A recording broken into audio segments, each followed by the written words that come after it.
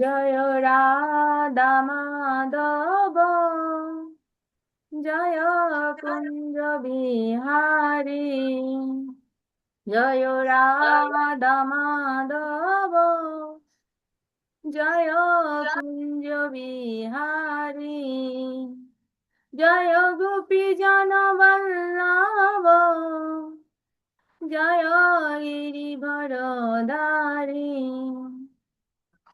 যশোদানন্দন ভজ জননন্দন, যশোদানন্দন ভজ জননন্দন, যশোদানন্দন ভজ জননন্দন, যমুনা তীরবনচারী, জয় রাধা মাধব, জয় কুঞ্জ বিহারী। হরে কৃষ্ণ হরে কৃষ্ণ, কৃষ্ণ কৃষ্ণ হরে হরে, হরে রাম হরে রাম, রাম রাম হরে হরে, হরে কৃষ্ণ কৃষ্ণ কৃষ্ণ হরে হরে, হরে রাম রাম রাম হরে হরে, হরে কৃষ্ণ কৃষ্ণ কৃষ্ণ হরে হরে, হরে রাম রাম রাম হরে হরে, জয় রাধা মাধব, রাধা মাধব, রাধা মাধব রাধে, জয় কুঞ্জ বিহারী, জয় কুঞ্জ বিহারী, কুঞ্জ বিহারী, জয় কুঞ্জ বিহারী, জয় জগন্নাথ, জয় জগন্নাথ, জয় বলদেব, জয় সুভদ্রা, জয় প্রভুপাদ, জয় প্রভুপাদ, গুরুদেব জয় গুরুদেব, নিতাই গৌর হরি বল, নিতাই গৌর হরি বল, হরি বল হরি বল, গৌর হরি বল। হরে কৃষ্ণ। আমরা তাহলে সবাই একসাথে মঙ্গলাচরণ করব। আমরা পরমেশ্বর ভগবান গুরু গুরু মহারাজের কাছে, প্রভুপাদের কাছে প্রার্থনা করব যাতে আমরা যা কিছু শ্রবণ করব তা সঠিকভাবে আমরা উপলব্ধি করতে পারি।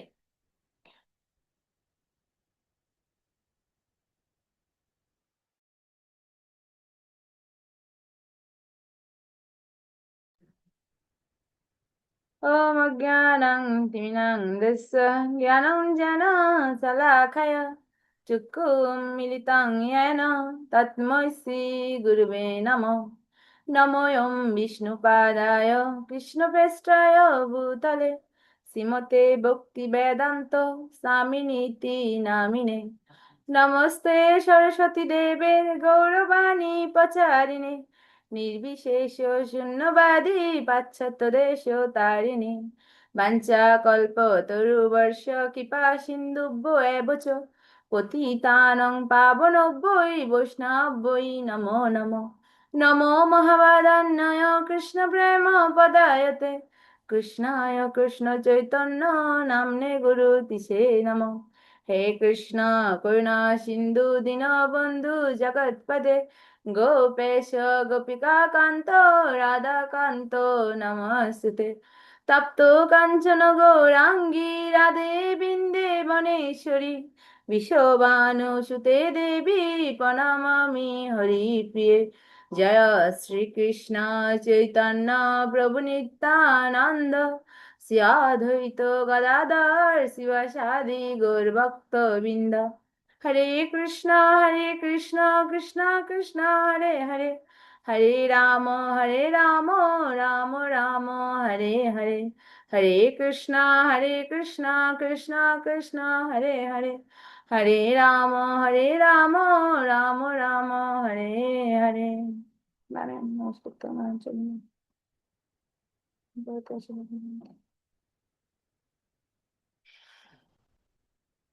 হরে কৃষ্ণ। আশা করি আপনারা গুরু কৃষ্ণ আশীর্বাদে সকলে ভালো আছেন। আমরা ধারাবাহিকভাবে দুটো সেশন আলোচনা করেছি। তো আমি একটু আপনাদের কাছ থেকে শুনতে চাই যে আমরা দ্বিতীয় সেশনে কি আলোচনা করেছি। কেউ যদি একটু রিভিউ দেন, সারসংক্ষেপ বা একটা দুইটা পয়েন্ট যদি বলতে চান আপনারা বলতে পারেন, হ্যান্ড রেজ করে বলতে পারেন।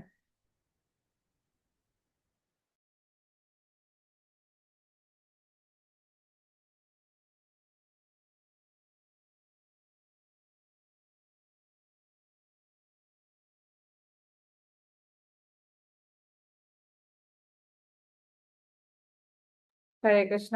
আপনারা যদি বলতে চান বলতে পারেন, আর যদি আপনারা বলতে না চান তাহলে আমি জিজ্ঞেস করবো।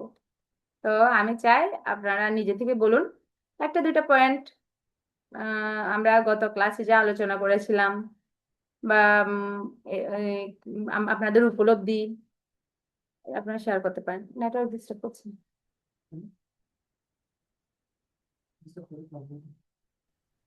মাতাজি, হরে কৃষ্ণ। হ্যাঁ মাতাজি, শেয়ার করুন।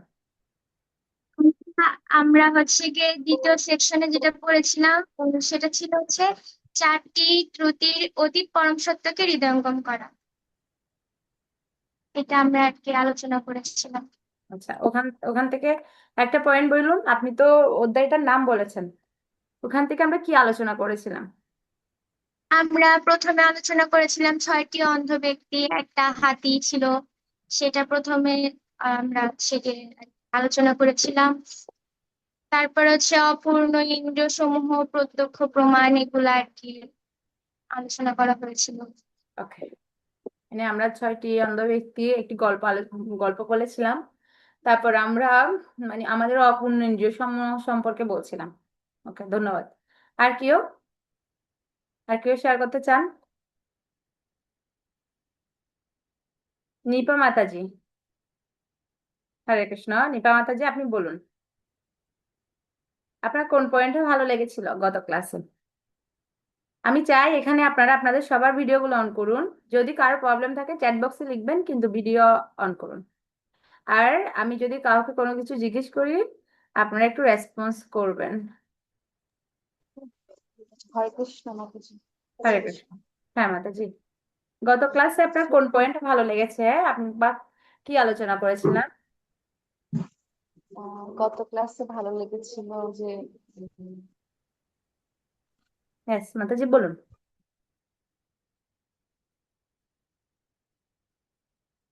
হরে কৃষ্ণ। মাতাজি, আমরা শুনতে পাচ্ছি না।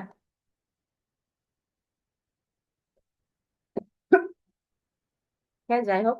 পূজা সাহা মাতাজি, মাতাজি তো নেই। রিয়া মাতাজি।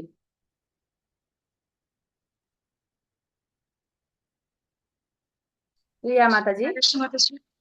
হ্যাঁ হরে কৃষ্ণ।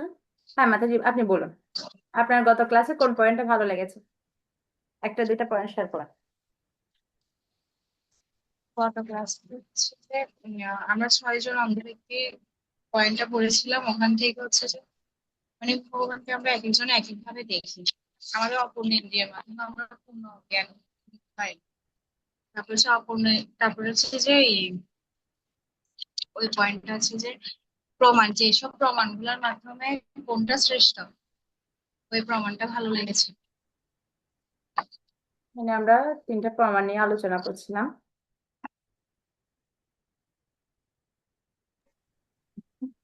হরে কৃষ্ণ মাতাজি, হরে কৃষ্ণ। আমার প্রবলেম করছিল। আসলে মানে হচ্ছে গত আলোচনা থেকে আমার ভালো লেগেছিল যে মানে আমাদের মানে হচ্ছে বিজ্ঞান যেটা আমাদেরকে দেয় সেটা আমরা আসলে কোনটা ভালো, কোনটা আমরা আমরা নিতে পারি, কোনটা মানে বুঝাতে চাচ্ছি এটা যে বিজ্ঞানের মাধ্যমে আমরা যেটা পাই আমাদের সেটা কিভাবে অপকার হয় বা ক্ষতি হয়, বা হুম। মানে যেটা মানে হচ্ছে প্রত্যেক ভগবান প্রত্যেকটা সমস্যার একটা সমাধান আছে, আবার ওই হ্যাঁ সমাধানের হ্যাঁ একটা হ্যাঁ সমস্যা আছে। এই পয়েন্টটা ভালো লেগেছে আপনার।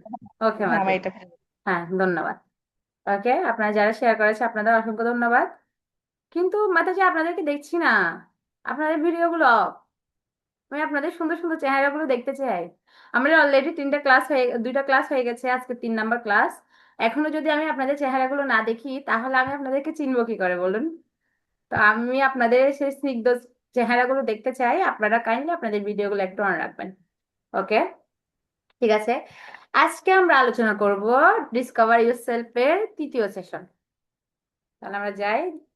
আমরা 3য় সেশনে প্রবেশ করার আগে রেস রাধেশ্যাম দাস প্রভুকে আমরা কৃতজ্ঞতা জানাই, যিনি এই পুরো কোর্সটা এত সুন্দর করে ডিজাইন করেছেন। এবং প্রভুর এই অনবদ্য সুন্দর ডিজাইনের কারণে আমরা আজকে এই কোর্সটা পাচ্ছি। এবং আমরা প্রভুর কাছে প্রার্থনা করি যাতে আমরা এই 3য় সেশনের সম্পূর্ণ লাভটা উঠাতে পারি, মানে প্রভু যে মনোভাব নিয়ে এই সেশনটা ডিজাইন করেছেন আমরা যাতে উপলব্ধি করতে পারি। Okay?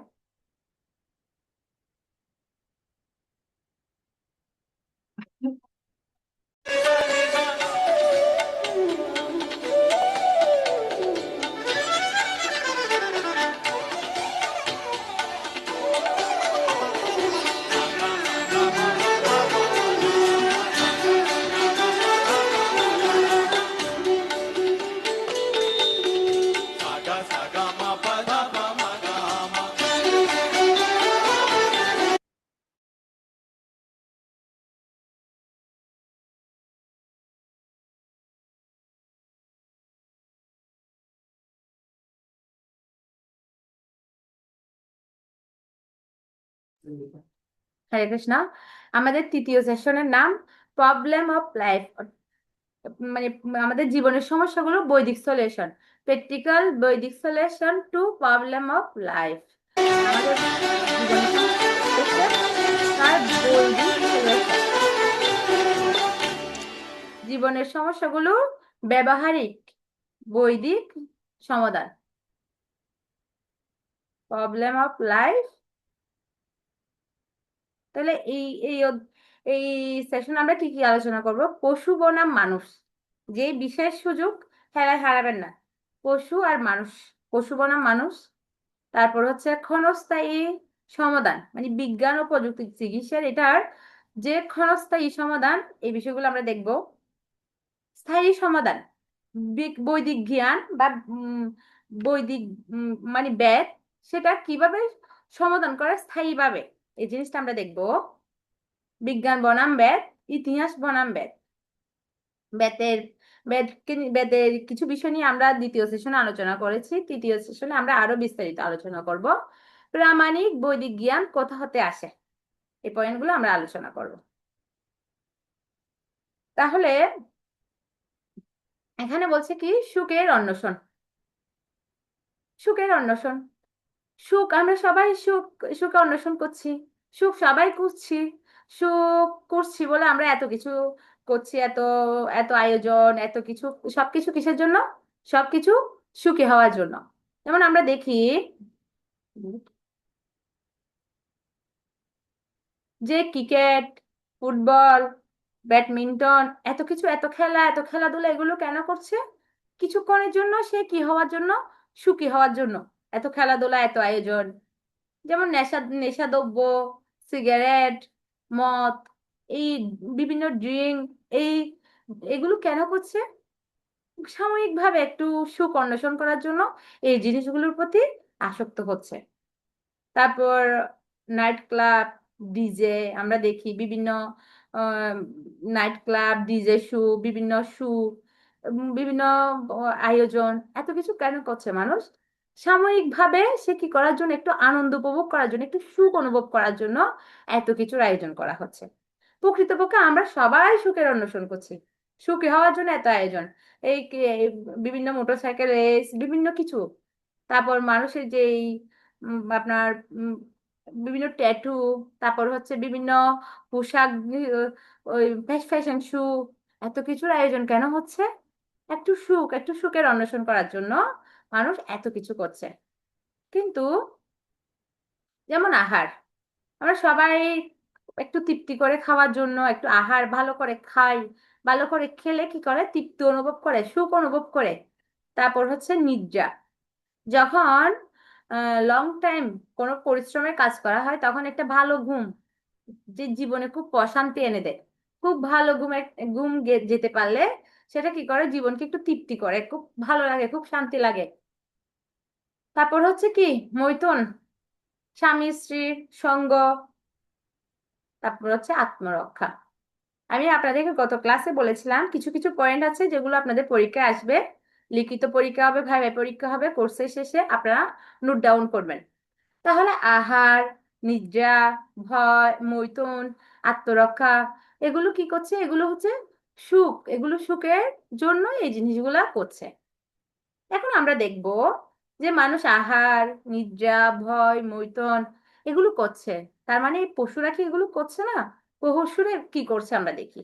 যেমন পশুর মধ্যে কি রয়েছে, বন্ধুত্বপূর্ণ সম্পর্ক রয়েছে। পশুরার মধ্যে কি রয়েছে, একে অন্যের প্রতি বন্ধুত্বপূর্ণ একটা সম্পর্ক রয়েছে। পশুরা কি করে, মজা করে। তিমিরা একসাথে কি করে, ডলফিনরা একসাথে কি করে, একসাথে সমুদ্রে সাঁতার কাটে, কি করে, মজা অনুভব করে একসাথে। তারা তারা তাদের একটা পারিবারিক জীবন রয়েছে, তারা একসাথে দলগতভাবে পারিবারিক বন্ধনে থাকে। নেক্সট দেখি। তাহলে যে মানুষের মধ্যে যে আহার, নিদ্রা, মৈথুন, আত্মরক্ষা দেখছি পশুর মধ্যে রয়েছে। পশুরা আহার করে, নিদ্রা যায়, মৈথুন করে, আর পশুদেরও কি রয়েছে, আত্মরক্ষা রয়েছে। যেমন পশুরা আহার করছে, মানুষ যেরকম আহার করে পশুরাও নিদ্রা যাচ্ছে, মানুষ যেরকম নিদ্রা যায় পশুরাও নিদ্রা যায়। পশুদেরও কি রয়েছে, পারিবারিক জীবন রয়েছে, পশুরাও এক অন্যের সঙ্গ অনুভব করে। আর পশুরাও কি করে, আত্মরক্ষা করে। আপনারা দেখবেন যে প্রতি বছর পশুর আক্রমণে, সুন্দরবনে পশুর আক্রমণে অনেক মানুষ কি হয়, আহত হয় এবং নিহত হয়। পশুদের থাবা, সাপের বিষ, এগুলোর কারণে অনেকে কি হয়ে হয়ে যায়, আহত এবং নিহত হয়। তাহলে পশুরা আহার করছে, পশুরাও নিদ্রা যাচ্ছে, পশুরাও মৈথুন করছে, পশুরাও কি করছে, আত্মরক্ষা করছে। তাহলে আমরা এখন বলতে পারি যে আহার, নিদ্রা, ভয়, মৈথুন, আত্মরক্ষা মানুষ এবং পশু উভয়ই করে, উভয়ই করছে, আমরা দেখছি উভয়ই করছে। তো এখন আপনারা বলতে পারেন যে মাতাজি, আহ মানুষরা কি করে, মানুষরা ইচ্ছে একটু উন্নত স্তরে করে, পশুরা আহার করছে কোথায়? পশুরা আহার করছে বন জঙ্গলে, রাস্তাঘাটে। মানুষ কোথায় আহার করে? মানুষ 5 স্টার হোটেলে আহার করে। পশুরা নির্জা যায় কোথায়? পশুরা নির্জা যায় হচ্ছে কোথায়, রাস্তাঘাটে। আর মানুষ নির্জা যায় কোথায়, একটা বেডরুমে। তারপর পশুরা কোথায়, পশুরা মৈথুন করে হচ্ছে রাস্তাঘাটে, তাদের কোনো নিয়ম শৃঙ্খলা মেনটেন করে না। মানুষরা হচ্ছে একটা সংযত জীবন মেনটেন করে। পশুরা আত্মরক্ষা করার জন্য শুধু তাদের নখ আছে, থাবা প্রদান করে বা বিষ আছে। কিন্তু মানুষের অনেক কি রয়েছে, আধুনিক যন্ত্রপাতি রয়েছে। আবার এমনটাও প্রশ্ন আসতে পারে যে এই আহার, নিদ্রা, ভয়, মৈথুন, আহার, নিদ্রা, আত্মরক্ষা, মৈথুন, এই চারটার ক্ষেত্রে পশুদের চেয়ে মানুষ উন্নত।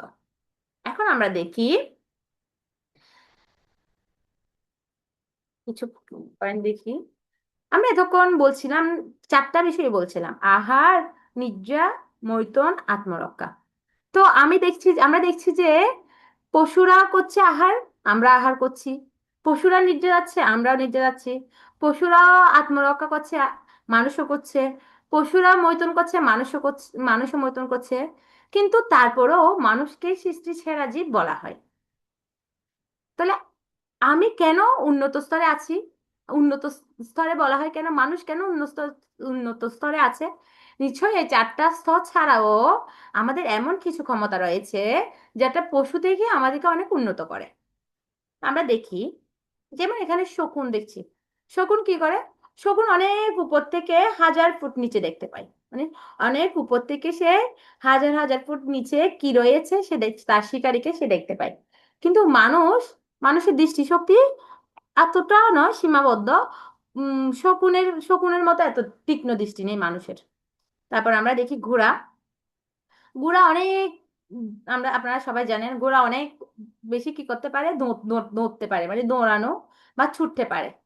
তারপর কুকুর, কুকুর কি করতে পারে? শুনতে পারে। আমরা গত ক্লাসে বলছিলাম, কারো কি মনে আছে যে মানুষের শোনার ক্ষমতা কতটুকু, কুকুরের শোনার ক্ষমতা কতটুকু কতটুকু বলছিলাম? কারো কি মনে আছে আপনাদের? শেয়ার করতে পারেন আপনারা, সমস্যা নেই। মাত্র 20 থেকে 20,000 হার্স। ঠিক আছে, এটা হচ্ছে মানুষের। আর কুকুরের? কুকুরের হচ্ছে এর অধিক। মানুষের হচ্ছে 20 থেকে 20,000 হার্স এর মধ্যে সীমাবদ্ধ, আর কুকুর হচ্ছে এর অধিক শুনতে পারে কুকুর। তাহলে কুকুরও শোনার ক্ষেত্রে মানুষের চেয়ে উন্নত। তারপর হাতি, হাতি হচ্ছে অধিক পরিমাণ খাবার গ্রহণ করতে পারে একসাথে, অনেক অনেক খাবার গ্রহণ করতে পারে, মানুষের চেয়ে অনেক গুণ বেশি খাবার গ্রহণ করতে পারে, এবং মানুষের চেয়ে অনেক গুণ বেশি শক্তিশালী হাতি। তারপর ভালুক, মেরু অঞ্চলের ভালুক, ওরা কি করতে পারে? আপনি বলতে পারেন যে মানুষ কতক্ষণ ঘুমাইতে পারে? হয়তো 8 ঘন্টা, 10 ঘন্টা, 12 ঘন্টা, 14 ঘন্টা, 16 ঘন্টা। এর অধিক তো না, 20 ঘন্টা, এর অধিক তো আর ঘুমাতে পারে না। কিন্তু মেরু অঞ্চলের ভালুক একটানা 6 মাস ঘুমাতে পারে। তাহলে আহার, নিদ্রা, ভয়, মৈথুন, এইসব মানে কিছু কিছু পশু মানুষের চেয়ে উন্নত এসব বিষয়ে। আহার, নিদ্রা, আত্মরক্ষা এবং মৈথুনের ক্ষেত্রে কিছু কিছু পশু মানুষের চেয়েও উন্নত। আমরা দেখতে পাচ্ছি এগুলা। তাহলে যে আহার, নিদ্রা, মৈথুন ও আত্মরক্ষা, পশুদেরও বুদ্ধি রয়েছে।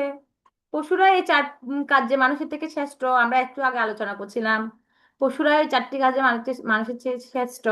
এখানে একজন, নেটওয়ার্ক ডিস্টার্ব করছে, এখানে একজন ব্যক্তি দেখছি, ওনার নাম হচ্ছে উসাইন বোল্ট। হুসাইন বোল্ট, উনি হচ্ছেন বিশ্বের শ্রেষ্ঠ একজন এই, আহ, দৌড় প্রতিযোগিতার, মানে দৌড়ের উনি শ্রেষ্ঠ আর কি। কিন্তু আহ চিতাবাঘ, যদি আমরা একটা পশুকে দেখি, চিতাবাঘ ওনার চেয়ে দ্রুত দৌড়াতে পারবে। পশুদের যদি এতগুলো বিশেষ ক্ষমতা থাকে, তাহলে কেন শ্রেষ্ঠ পশুর চেয়ে মানুষ? আমরা এতক্ষণ আলোচনা করছিলাম 4টা পয়েন্ট: আহার, নিদ্রা, মৈথুন, আত্মরক্ষা।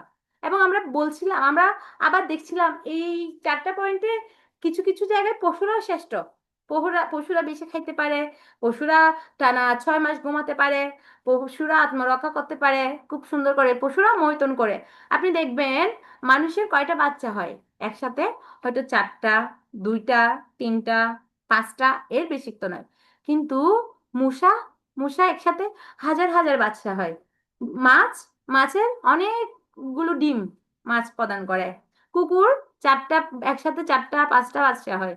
তাহলে এসব ক্ষেত্রে মানুষের তুলনায় পশুরা আরো উন্নত। এই 4টা বিষয়ে মানুষের তুলনায় পশুরা উন্নত। তাহলে মানুষকে কেন শ্রেষ্ঠ জীব বলা হয়? মানুষকে কেন সৃষ্টির শ্রেষ্ঠ জীব বলা হয়? যেমন মানুষকে যদি সৃষ্টির শ্রেষ্ঠ জীব কেন বলা হয়, এই প্রশ্নের আবার এটাও আসতে পারে যে মানুষ তো অনেক কিছু কি করেছে, অনেক কিছু করেছে, উন্নত, যে উন্নত চূড়ায় পৌঁছেছে, যে পাশ্চাত্য দেশগুলো অনেক উন্নত হয়েছে। ওনারা অনেক বিলাসবহুল বাড়ি নির্মাণ করেছে, অনেক গগনচুম্বী অট্টালিকা নির্মাণ করেছে, তারপর হচ্ছে জেট বিমান নির্মাণ করেছে, যুদ্ধ বিমান, মোবাইল, তারপর হচ্ছে অনেক কিছু করেছে। তাহলে মানুষকে কি বলা যায়? মানুষকে কি 2 পা ওয়ালা পশু বলা যায়? পশুরা এই স্তরগুলোতে আছে, মানুষ এর চেয়ে একটু উন্নত। তাহলে মানুষকে আমরা কি বলতে পারি? যে মানুষ তাহলে 2 পা ওয়ালা পশু, এটাকে আমরা বলতে পারি। যে বিজ্ঞানের এত প্রযুক্তি, এত আধুনিক উন্নত ব্যবস্থা, এত আপনার এত উন্নতি, ল্যাপটপ, কম্পিউটার, মোবাইল, তারপর হচ্ছে মানে অনেক উন্নত বিজ্ঞান, তারপরেও এই সকল প্রগতি সত্ত্বেও দুর্ভাগ্যবশত আধুনিক যুগে মানুষেরা অসন্তুষ্ট, উৎকণ্ঠাপূর্ণ, মানসিক চাপে পীড়িত, সর্বোপরি অসুখী এবং হতাশ, ডিপ্রেশন। কেন এত হতাশা? কেন মানুষ পশু থেকে এই 4টা লেভেলে উন্নত রয়েছেন, তারপরেও মানুষের মধ্যে এত হতাশা কেন আসছে? এই এই পয়েন্টটা একজনে পড়ুন, এই রেড কালার এই পয়েন্টটা একজনে পড়ুন, একজনে পড়ুন। পূজা সাহা মাতাজি পড়ুন। হরে কৃষ্ণ মাতাজি। আর প্রযুক্তিগত উন্নতি জীবনের কোনো চরম লক্ষ্য প্রদান না করে কেবল মানুষকে উন্নত উপায়ে আহার, নিদ্রা, মৈথুন ও আত্মরক্ষার ভালো সুবিধা উপভোগে সহায়তা করছে এটা হচ্ছে উন্নত পশু সভ্যতা। ইয়েস। তাহলে বলছে কি প্রযুক্তিগত যে উন্নতি সেটা মানুষকে কি করছে, আমি একটু আগে বলছিলাম, হয়তো মানুষ আহার করছে, মানুষ একটা 5 স্টার হোটেলে আহার করছে, ভালো ভালো খাচ্ছে, একদম সব ভালো খাবার দাবার আহার করছে। কিন্তু পশুরা কোথায় আহার করছে? পশুরা হয়তো রাস্তাতে আহার করছে। মানুষ কোথায় ঘুমাচ্ছে? 5 স্টার হোটেলে নরম গদির মধ্যে, নরম বিছনায় মানুষ ঘুমাচ্ছে। কিন্তু পশুরা কোথায় ঘুমাচ্ছে? হয়তো পশুরা রাস্তায় ঘুমাচ্ছে। মানুষ কি করছে? মানুষ মৈথুন করছে, একটা সংযত জীবন পালন করছে একটা রুমের মধ্যে। আর পশুরা হয়তো রাস্তাঘাটে করছে। মানুষের আত্মরক্ষার জন্য অনেক কিছু তৈরি করছে, অনেক জেট বিমান, অনেক কিছু যুদ্ধ বিমান, তারপর হচ্ছে অনেক আধুনিক অস্ত্র। কিন্তু পশুরা তাদের যে নখ থাবা বা বিষ, এটার মাধ্যমে ওরা ওদের আত্মরক্ষা করছে। তাহলে এই 4টা লেভেল হয়তো একটু উন্নত, একটু উঁচু নিচু। তাহলে এই 4টা লেভেলে যদি মানুষের সীমাবদ্ধতা থাকে, তাহলে মানুষ কি আসলে উন্নত পশু? মানুষকে কি 2 পায়ালা পশু বলা যায়? এই আধুনিক যে প্রযুক্তিগত উন্নতির জীবনে কোনো চরম লক্ষ্য প্রদান না করে, কেবল মানুষকে কি করছে, আহার নিদ্রা মৈথুন ও আত্মরক্ষার ভালো সুবিধা উপভোগ করাতে সহায়তা করছে। যে বিজ্ঞান যে প্রযুক্তিগত উন্নতিগুলো করছে, সেগুলোর মধ্যে কি করছে, মানুষ ভালো করে আহার, ভালো করে নিদ্রা, ভালো করে মৈথুন ও ভালো করে আত্মরক্ষা করার যে সুযোগ প্রদান করছে। তাহলে এটা কিসের স্তর? এটা উন্নত পশু স্তর, উন্নত পশুর সভ্যতা। এরপরে দেখি আমরা, তাহলে মানুষ কখন পশু থেকে শ্রেষ্ঠ হয়? এখন আপনাদের কাছে আমি আসি, যারা ভিডিও অফ করে রেখেছেন আমি আপনাদের কাছে যাব আগে। যে বলছে মানুষ, আমরা তখন আলোচনা করছি আহার নিদ্রা ভয় মৈথুন বা আত্মরক্ষা, 4টা স্তরে মানুষ এবং পশু নিয়ে আমরা আলোচনা করছিলাম। এখন বলছে কখন মানুষ পশু থেকে শ্রেষ্ঠ হয়? দেখি আপনারা বলুন আমাকে।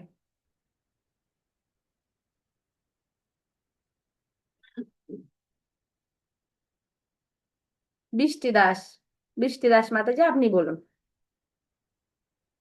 বা আপনারা যদি কেউ বলতে চান হ্যান্ড রেজ করতে পারেন। মানুষ কখন পশু থেকে শ্রেষ্ঠ হয়? আপনারা আপনাদের অভিজ্ঞতা আলোকে বলতে পারেন, কোনো সমস্যা নেই। ইয়েস মাতাজি বলুন। হরে কৃষ্ণ মাতাজি, আমরা আপনাকে শুনতে পাচ্ছি না। হরে কৃষ্ণ।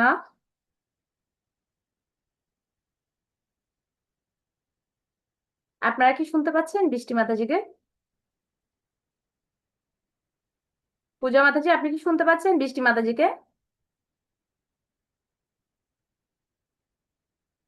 শোনা যাচ্ছে, মনে হয় আপনার নেটওয়ার্কের প্রবলেম হবে।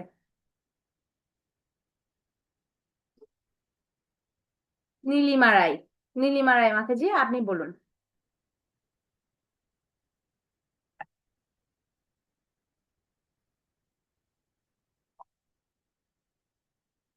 কখন মানুষ পশু থেকে শ্রেষ্ঠ? কে বলতে চান? কেউ বলতে চান না আপনারা? আমি বলেছিলাম আমরা করব, আমাদের এই ক্লাসটা কি হবে, শুধু আমি বলবো এমনটা নয়, আপনারাও যুক্ত হবেন। কিন্তু আপনারা যদি কথা না বলেন তাহলে কিভাবে আপনাদেরকে আমি যুক্ত করবো? বুঝতে পারছেন তো?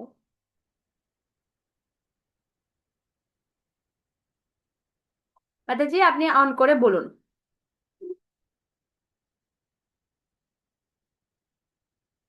আপনার মাইক্রোফোনটা অন করে বলুন। খুব সুন্দর পয়েন্ট, আপনার মাইক্রোফোনটা অন করে বলুন। আপনারা যারা বলতে চান মেসেজ করবেন না, আপনারা বলুন। নবনীতা মাতাজি, মাতাজি আপনি বলুন, মানুষ কখন পশু থেকে শ্রেষ্ঠ?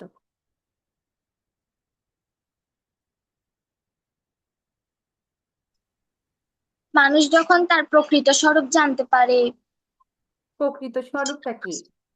মানে আমরা যে চিন্ময় স্বরূপ, আমরা আসলে আত্মা। আমাদের দেহে যতদিন চেতনা আছে, বা আত্মা যতদিন আমাদের দেহে থাকে ততদিন আমরা জীবিত থাকি। আর আত্মা যখন দেহ থেকে বের হয়ে যায় বা দেহ ত্যাগ করে, তখন আমাদের মৃত বলা হয় বা দেহ ত্যাগ করি, এরকম। মাতাজি, আমার মনে হয় ক্লিয়ারলি বলতে পারি না। নো মাতাজি, আপনি অনেক সুন্দর বলেছেন, আপনি তো কোর্সের শেষের পয়েন্ট বলছেন। যাই হোক, অনেক সুন্দর বলেছেন, ধন্যবাদ। আপনাদের অন্যদের হয়তো নেটওয়ার্কের প্রবলেম। হরে কৃষ্ণ মাতাজি। ইয়েস, হরে কৃষ্ণ। হ্যাঁ মাতাজি, বলুন। হ্যাঁ। মানুষ পশুদের থেকেও এই জন্য, কারণ মানুষ বলতে পারে কেন আমরা দুর্দশা করছি, পশুরা তা বলতে পারে না।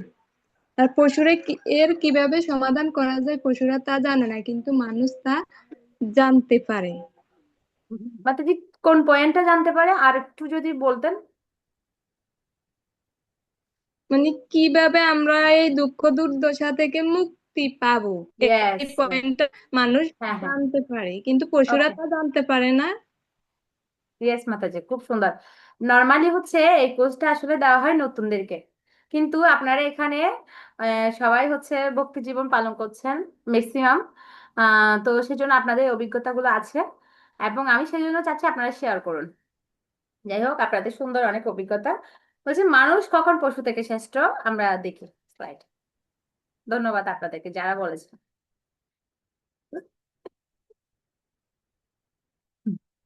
তো মহাভারতে একটা শ্লোক আছে, আমরা একসাথে বলবো। আহার নিদ্রা ভয়মৈথুনঞ্চ সামান্য এতৎ পশুবি নরনাম ধর্ম হিতেষম অধিক বিশেষ ধর্ম নহিনা পশুবি সমান। মহাভারত বলছে, আহার নিদ্রা মৈথুন ও আত্মরক্ষা মানুষ এবং পশুর উভয়েই করে, কিন্তু মানুষ যখন ভগবান সম্পর্কে অনুসন্ধান করে, এখানে কয়েকটা পয়েন্ট আছে দেখুন। মানুষ যখন ভগবান সম্পর্কে অনুসন্ধান করে, ভগবানের আইন মেনে ধর্মাচরণ করে, ভগবানকে ভালোবাসে এবং সেবা করে, তখনই কেবল সে পশু থেকে শ্রেষ্ঠ বলে বিবেচিত হয়। তাহলে মানব, এখানে কয়টা পয়েন্ট আছে? চারটা পয়েন্ট আছে। একটা হচ্ছে মানুষ যখন ভগবান সম্পর্কে অনুসন্ধান করে, সেকেন্ড হচ্ছে ভগবানের আইন মেনে ধর্ম আচরণ করে, তারপর হচ্ছে ভগবানকে ভালোবাসে এবং সেবা করে, তখনই কেবল সে পশু থেকে শ্রেষ্ঠ। এই কাজগুলো মানুষ করতে পারে, কিন্তু এটা কে করতে পারে না? পশুরা করতে পারে না। সেই কারণে মানুষ পশু থেকে শ্রেষ্ঠ। তাহলে অনুসন্ধান করতে পারে। পশুরা কি অনুসন্ধান করতে পারে? আহার নিদ্রা মৈথুন এবং আত্মরক্ষা সম্পর্কে। আর মানুষ কি অনুসন্ধান করতে পারে? মানুষ অনুসন্ধান করতে পারে জীবন, মৃত্যু এবং এর অতীত সম্পর্কে। অতীত এবং ভবিষ্যৎ এবং জন্ম মৃত্যুর অতীত সম্পর্কে মানুষ কি করতে পারে? অনুসন্ধান করতে পারে। তাহলে যারা উন্নত উন্নত মানুষের উন্নতি বুদ্ধিমত্তা রয়েছে, ওনারা কি করে? ওনারা অনুসন্ধান করে। কি অনুসন্ধান করে? দুঃখের কারণ কি? এই জগতে সবাই দুঃখ পাচ্ছে। আপনারা কি এখানে কেউ আছেন যে দুঃখ পাচ্ছেন না? একদম কারো কোনো দুঃখ নেই, আমার কোনো দুঃখ নেই, আমি একদম সুখী, এরকম কেউ আছেন? থাকলে একটু হ্যান্ড রেজ করতে পারেন। আপনারা সবাই দুঃখিত? আচ্ছা, দুঃখ কার কার আছে? দুঃখ কে কে পাচ্ছেন? আপনারা দুঃখও পাচ্ছেন না, সুখও পাচ্ছেন না? আপনারা কোন কোন পর্যায়ে? দুঃখ তো পাচ্ছেন না নবনীতা মাতাজি? দুঃখ তো আছে। ইয়েস, দুঃখ তো আমরা সবাই পাচ্ছি না? পূজা মাতাজি, দুঃখ আছে? ইয়েস, আমরা দুঃখ পাচ্ছি। আমরা যে দুঃখ পাচ্ছি, তাহলে এই দুঃখের কারণ কি? এটা অনুসন্ধান করতে পারে। পশু দুঃখ পাচ্ছে, পশু অনুসন্ধান করতে পারে না যে এই দুঃখের কারণ কি। কিন্তু মানুষের উন্নত বুদ্ধিমত্তা রয়েছে এবং মানুষ অনুসন্ধান করতে পারে যে আমরা যে দুঃখ পাচ্ছি, এই দুঃখের কারণ কি। জীবনের লক্ষ্য সম্পর্কে সে জিজ্ঞেস করতে পারে, আমার জীবনের লক্ষ্য কি, আমি কি হতে চাই, আমার জীবনের লক্ষ্য কি। এই লক্ষ্য সম্পর্কে সে জিজ্ঞেস করতে পারে। ভগবান এবং প্রকৃতির সাথে আমাদের জীবনকে সামঞ্জস্যপূর্ণ করতে পারে এবং নিত্য সুখ লাভ করতে পারে। তাহলে মানুষই তার উন্নত বুদ্ধিমত্তাকে কাজে লাগিয়ে এই জিনিসগুলো সে কি করতে পারে? এই জিনিসগুলো নিয়ে সে ভাবতে পারে। আপনারা দেখবেন, আপনারা যখন রাস্তায় যাবেন, সাইনবোর্ড আছে, সাইনবোর্ড থাকে রাস্তায়, এবার ডান দিকে বাম দিকে বা এইদিকে স্কুল রয়েছে, এইদিকে মন্দির রয়েছে, এরকম সাইনবোর্ড রয়েছে। তো আমাদের আপনারা আপনাদের যে ভবিষ্যৎ এটা নির্ধারণ করতে পারেন। আমরা কি অনুসন্ধান করতে চাই? অনুসন্ধান করলে কি হবে? অনুসন্ধান না করলে কি হবে? অনুসন্ধান করলে সে উচ্চতর জীবনে উন্নত হবে। মানব জীবন, সে যদি অনুসন্ধান করে ভগবানকে নিয়ে, সে কি করবে? সে উচ্চতর জীবনে উন্নত হবে। আর যদি সে অনুসন্ধান না করে, তাহলে সে কি হবে? সে পশুদের মতো নিম্নতর প্রজাতিতে অধপতিত হবে, অধপতন হবে। এখন প্রশ্ন হচ্ছে, আমরা একটু আগে বলছিলাম আমরা দুঃখ পাচ্ছি বা আমরা কষ্ট পাচ্ছি। আমরা কেন কষ্ট পাচ্ছি? বা আমাদের জীবনের লক্ষ্য কি? আমরা কেন কষ্ট পাচ্ছি? আমাদের দুইটা জিনিস, একটা হচ্ছে আমরা কষ্ট পাচ্ছি, আমরা কেন কষ্ট পাচ্ছি, আর আমাদের জীবনের লক্ষ্য কি। এখন আমরা আসি, আমরা কেন কষ্ট পাচ্ছি। প্রবলেমস, আমরা সকলেই কষ্ট পাচ্ছি, কিছু না কিছু কষ্ট পাচ্ছি, সমস্যা আছে, আমাদের সমস্যা আছে, নানা রকম সমস্যা। কিন্তু একটা সমস্যাকে তখনই প্রকৃত সমস্যা হিসেবে বিবেচনা করা যায় যদি তার নিচের তিনটি শর্তে পূর্ণ করে। আমাদের বিভিন্ন সমস্যা আছে, যেমন মশা কামড়াচ্ছে, এটা একটা সমস্যা। সমস্যা না? মশা যখন কামড়াচ্ছে এটা সমস্যা না মাতাজি? ইয়েস, এটা সমস্যা। বা আপনার পরীক্ষা পরীক্ষা হবে, কিন্তু আপনি কি হয়ে গেছেন, আপনি অসুস্থ হয়ে গেছেন, এটা একটা সমস্যা না? বা আপনি ভালো করে পড়াশোনা করছেন, একটা ভালো একটা ভার্সিটিতে আপনি ভালো একটা ভার্সিটিতে আপনার, যাতে আপনার ওখানে আপনি যাতে পড়তে পারেন, কিন্তু আপনি ওখানে চান্স পেলেন না, ওটা একটা সমস্যা না? ইয়েস, এটা একটা সমস্যা। বিভিন্ন রকম সমস্যা আছে, আমাদের পুরা জীবনটাই বিভিন্ন রকম সমস্যার জর্জরিত। কিন্তু প্রত্যেকটা সমস্যার সমাধান আছে, প্রত্যেকটা সমস্যার কিছু জোড়াতালি সমাধান আছে। জোড়াতালি সমাধান শব্দটা আমি ব্যবহার করেছি, এটা আমি পরে আসবে। প্রত্যেকটা সমস্যার সমাধান আছে। যেমন মশা কামড়াচ্ছে, আপনি মুসুরির মধ্যে ঢুকে গেলেন, মশা আপনাকে আর কামড়াতে পারলো না। বা আপনি অন্য কিছু ইউজ করতে পারেন বিভিন্ন মশার জন্য, কামড়ালো না। বা আপনি এই ভার্সিটিতে আপনার চান্স হলো না, আপনি অন্য একটা ভার্সিটির জন্য ট্রাই করতে পারেন, বা অন্য কিছু করতে পারেন। বা আপনি অসুস্থ হলেন, আপনি ডাক্তারের কাছে যেতে পারলেন, ডাক্তার আপনাকে ওষুধ দিলে আপনি সুস্থ হয়ে গেলেন। প্রত্যেকটা সমস্যার সমাধান আছে। কিন্তু সমস্যা, এটা কখন সমস্যা বলবো আমরা? যখন এই তিনটা শর্ত পূরণ করে। এটি সকলের জন্য প্রযোজ্য, এই সমস্যাটা। কেউ তা চায় না, মানে এই সমস্যাটা কেউ চায় না, কিন্তু কেউ এই সমস্যাটা এড়াতে পারে না, এড়িয়ে যেতে পারে না। আমি আবারও বলছি, তখনই একটা সমস্যাকে প্রকৃত সমস্যা বলে বিবেচনা করা হবে। আমরা আমাদের আজকে কোর্সের নাম কি বলছিলাম? প্রবলেমস অফ লাইফ, মানে আমাদের জীবনের যে সমস্যাগুলো আছে তার বৈদিক সমাধান, তার বৈদিক সলিউশন। তাহলে সমস্যাগুলো আমরা আগে বের করি। তো আমাদের সমস্যাগুলো হচ্ছে, আমাদের অনেক রকম সমস্যা আছে, কিন্তু প্রত্যেক সমস্যার কিছু জোড়াতালি সমাধান রয়েছে। কিন্তু ওই সমস্যাকে সমস্যা বলা হবে না, সমস্যাকে তখনই সমস্যা বলা হবে যখনই ওই সমস্যাটা এই তিনটা সত্যের ক্ষেত্রে প্রযোজ্য হবে। প্রথম হচ্ছে, এটি সকলের জন্য প্রযোজ্য, কেউ তা চায় না, কেউ তা এড়াতে পারে না। এখন আপনারা বলুন, এইটা কোন ধরনের সমস্যা হবে, মানে কোন সমস্যার কথা বলছে এখানে? যে সমস্যাটি সকলের জন্য প্রযোজ্য, কেউ চায় না, বা এই সমস্যা কেউ এড়াতে পারে না, এরকম একটা দুইটা পয়েন্ট আপনারা বলতে পারেন। কে কে বলতে চান হ্যান্ড রাইজ করুন, আমি চাই আপনারা সকলে অংশগ্রহণ করুন।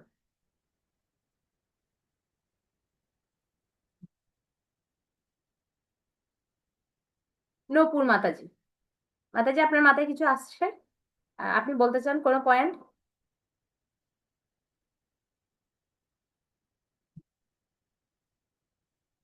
আপনার কথা বলবেন, আপনার কথা না বললে তো আমি করতে পারবো না। কে বলতে চান, কারো মাথায় আসছে যে এই সমস্যাটা সকলের জন্য প্রযোজ্য? আপনারা বলতে পারেন আপনাদের অভিজ্ঞতা, বা আপনাদের যে যে পয়েন্টটা আপনাদের মাথায় আসছে আপনারা শেয়ার করতে পারেন। এমন নয় যে আপনাদেরটা হতেই হবে, এমনটা নয়। ঠিক আছে, কিন্তু আমরা কথা বলবো, আলোচনা করবো। হ্যাঁ, নবনীতা মাতাজি বলুন। মাতাজি, পড়াশোনার সমস্যা মানে এটা তো আমাদের পড়তেই হবে ডেইলি লাইফের তো। কিন্তু অনেক কিন্তু মাতাজি, আপনার পড়াশোনার সমস্যা তো আপনার পার্সোনাল, এটা তো সকলের জন্য প্রযোজ্য না। এই তিনটা সত্যের মধ্যে হতে হবে যে এটা সকলের জন্য প্রযোজ্য, এটা কেউ চায় না, এটা কেউ এড়াতে পারে না। পড়াশোনা আপনার জন্য যে পড়াশোনাটা হয়তো সমস্যা হতে পারে, অন্যের জন্য সেটা সমস্যা না হতে পারে। বা অন্যের জন্য যে পড়াশোনাটা সমস্যা হতে পারে, সেটা আপনার কাছে ইজি হতে পারে, হতে পারে না মাতাজি? সেটা আপনার কাছে সমস্যা নয়। ইয়েস। আমার প্রশ্নটা হচ্ছে এই তিনটা পয়েন্টের মধ্যে যেই এই তিনটা সত্য থাকতে হবে এরকম একটা পয়েন্ট বলুন। ইয়েস মাতাজি বলুন। যেমন হচ্ছে মানে যে অতিরিক্ত গরম। গরম কে বললো এটা? মাতাজি অতিরিক্ত গরম। অতিরিক্ত গরম, খুব ভালো পয়েন্ট। কিন্তু মাতাজি অতিরিক্ত গরম হয়তো আমাদের এখানে গরম হতে পারে, কিন্তু আমেরিকায় হয়তো ঠান্ডা ঠান্ডা পড়ছে। এটা সকলের জন্য প্রযোজ্য না। আবার আমেরিকায় যখন গরম পড়ছে আমার এখানে ঠান্ডা। অতিরিক্ত গরমের জন্য আবার আপনার কাছে সমাধান আছে, আপনি এসি রুমে যান, আপনি সমাধান পেয়ে গেলেন। বা আপনি ফ্যানের নিচে যান, আপনি একটু সমাধান, মানে সমস্যাটা সমাধান আছে। কিন্তু যে সমস্যার সমাধান নেই, মানে এটা সকলের জন্য প্রযোজ্য হবে। কেউ চায় না আবার কেউ এড়াতে পারে না। হ্যাঁ।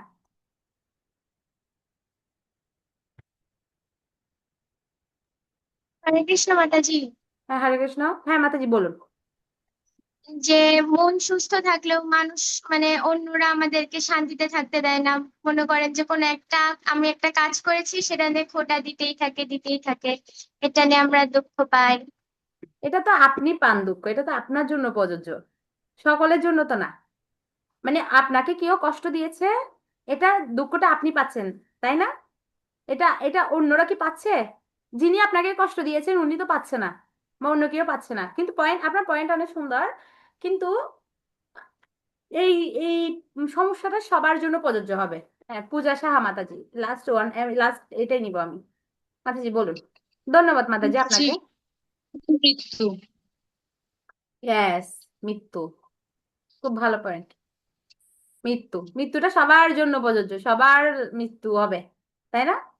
এবং এটা কেউ চাই না। মৃত্যু কেউ চাই আমরা, মৃত্যু কেউ চাই? কেউ চাই না, আমরা আমরা কেউ মরতে চাই না। আবার সবাই কোথায় চলে গেল, সবার ভিডিও গুলো অফ হয়ে গেল। সবার ভিডিও গুলো একটু অন করুন, আপনাদের চেহারাগুলো দেখলে আমার ভালো লাগে। আর কেউ এই মৃত্যুটা এড়াতে পারে না। এই মৃত্যুটা কেউ বলে না যে না না আমি মৃত্যু চাই না, আমি মৃত্যু চাই না, কিন্তু মৃত্যু আসবে, তাই না? আমরা দেখি। খুব সুন্দর একটা পয়েন্ট। আপনারা যারা বলেছেন আপনাদের পয়েন্ট গুলো খুব সুন্দর এবং আমার খুব ভালো লেগেছে। আপনারা যখন শেয়ার করবেন, কথা বলবেন, তখন শেয়ারিংটা ভালো হবে। হ্যাঁ, ধন্যবাদ আপনাদের যারা শেয়ার করেছেন, তাদের ধন্যবাদ। এখন আমরা দেখি কি কি পয়েন্ট আছে। আমরা পয়েন্ট, এই এই পয়েন্ট, এই এই স্লাইডের পয়েন্ট নিয়ে আমরা আলোচনা করবো। এর আগে আমরা কয়েকটা স্লাইড দেখি। তাহলে আমরা চিরকালে যুবক থাকতে চাই। সবাই চিরকালে যুবক থাকতে চায় না? কিন্তু খুব শীঘ্রই আমরা বৃদ্ধ হয়ে যাই এবং আমাদের দেহ কি হয়, দুর্বল ও অক্ষম হয়ে পড়ে। কেউ বৃদ্ধ হতে চায় না, সবাই যুবক থাকতে চায়। কিন্তু কালক্রমে আমরা সকলেই বৃদ্ধ হয়, সকলের চুলে কি হয়, চুলের রং সাদা হয়ে যায়। তারপর এবং আমাদেরকে দেখতে মোটেও সুন্দর লাগে না। যখন আমরা যুবক থাকি তখন আমাদের একরকম দেখতে, অনেক সুন্দর। কিন্তু যখন বৃদ্ধ হয়ে যায় তাদেরকে দেখতে কি হয়, মোটেও কি লাগে না, সুন্দর লাগে না। কেউ বৃদ্ধ হতে চায় না। এবং বার্ধক্যের বয়ে কারণে যে প্রসাধনী সামগ্রী রয়েছে তার প্রসার হচ্ছে। আপনি দেখেন এখন বর্তমানে যে কসমেটিকের যে মানে প্রসার, আপনি কসমেটিকের দোকানে যে বেচা কিনা, বা কসমেটিকের যে অনলাইনে যে কসমেটিকের মানে অনলাইনে যে কসমেটিক বিক্রির যে এত কিছু প্রসারিত হচ্ছে কেন? কারণ মানুষ এটা ব্যবহার করছে। আর মানুষ এটা কেন ব্যবহার করছে? কারণ মানুষ বার্ধক্য চায় না।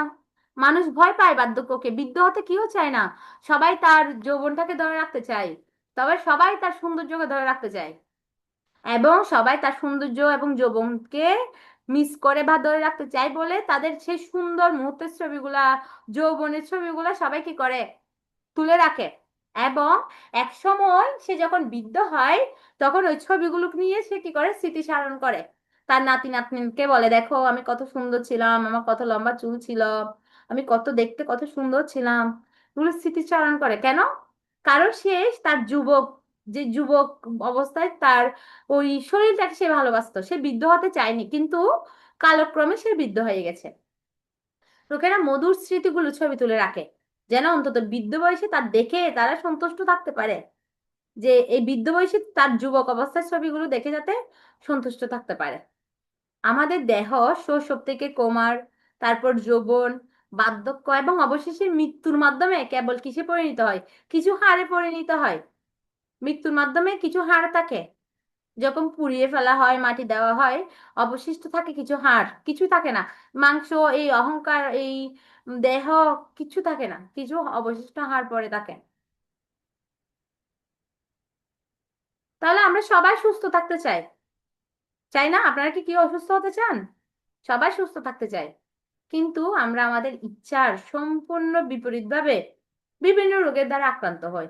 আমরা কেউ রোগগ্রস্ত হতে চাই না, কেউ ব্যাধি চাই না, কিন্তু আমাদের আমরা আমাদের ইচ্ছার সত্ত্বেও আমাদের রোগে আক্রান্ত হতে হয়।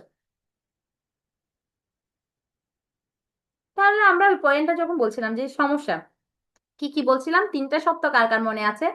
এটি সকলের জন্য প্রযোজ্য, এটি কেউ কি করতে চায় না, এড়িয়ে যেতে। হ্যাঁ বলুন, নবনীতা মাতাজি বলতে চাচ্ছেন, বলুন। এটি কেউ চায় না, কেউ এড়াতে চায় না, সবার জন্য প্রযোজ্য। ইয়েস। তাহলে এইরকম দেখে আমরা, যেমন জন্ম, জন্ম সবার হবে, ওকে, এটা কেউ এড়াতে পারবে না, যাদের যাদের জন্ম হবে। এবং এই ব্যাধি, রোগগ্রস্ত, জরা, বৃদ্ধ অবস্থা এবং মৃত্যু, এই চারটা পয়েন্ট এটা সকলের জন্য প্রযোজ্য, এটা সকলের জন্য প্রযোজ্য। এটা কেউ চায় না এবং কেউ এড়িয়ে যেতেও পারে না। আপনাদের কোনো প্রশ্ন থাকলে আপনারা প্রশ্ন করবেন পরে। যিনি জানেন যে জন্ম, মৃত্যু, জরা এবং ব্যাধি হচ্ছে জীবনে আসল সমস্যা, তিনিই প্রকৃত জ্ঞানবান। আমরা অনেকে বলতে পারি যে অনেকে অনেক পড়াশোনা করেছে, অনেক ডিগ্রি অর্জন করেছে, বিশেষ ক্যাডার হয়েছে, অনেক কিছু হয়েছে, কিন্তু যখন সে জন্ম, মৃত্যু, জরা, ব্যাধি সম্পর্কে এবং জীবনের যে আসল সমস্যা সম্পর্কে জানবে না, তিনি প্রকৃত জ্ঞানবান নন। ভগবদ্গীতায় ভগবান বলছেন এটা, ভগবদ্গীতায় বলছেন যে যিনি জন্ম, মৃত্যু, জরা, ব্যাধি সম্পর্কে জানেন, এই যে এগুলি হচ্ছে জীবনে আসল সমস্যা, তিনি হচ্ছেন প্রকৃত জ্ঞানবান। আমরা দেখি যে তাছাড়া আমাদের কি রয়েছে, কিছু ক্লাস রয়েছে। আপনারা দেখবেন দেবী দুর্গার ছবিতে, দেখবেন দেবী দুর্গা ত্রিশূল ত্রিশূল নিয়ে মহিষাসুরকে বধ করছে, খুব ফেমাস। আমরা সকলেই জানি দেবী দুর্গা ওনার ত্রিশূল দিয়ে মহিষাসুরকে বধ করছেন। এবং দেবী দুর্গার ত্রিশূলের কয়টা আছে? তিনটি। ত্রিশূল, মানে তিন, শূল মানে হচ্ছে ক্ল্যাশ, ত্রিশূল মানে ক্ল্যাশ। আর আমরা যদি রূপক অর্থে ধরি, দেবী দুর্গা কাকে বধ করছেন? কংসকে বধ করছেন, ঠিক আছে? তাহলে দেবী দুর্গা তার ত্রিশূল দিয়ে, অর্থাৎ তিন ধরনের ক্ল্যাশকে, আমি বলছিলাম এখন মহিষাসুরকে, সরি, মহিষাসুরকে, সুর মানে সুর, ত্রিশূল। তাহলে মানে তিনটা ক্ল্যাশ, একটা হচ্ছে আধ্যাত্মিক ক্ল্যাশ, আপনারা একটু নোট করবেন। আধ্যাত্মিক ক্লেশ, আধ্যাত্মিক ক্লেশ কি? তার দেহ এবং মন থেকে প্রাপ্ত দুঃখ।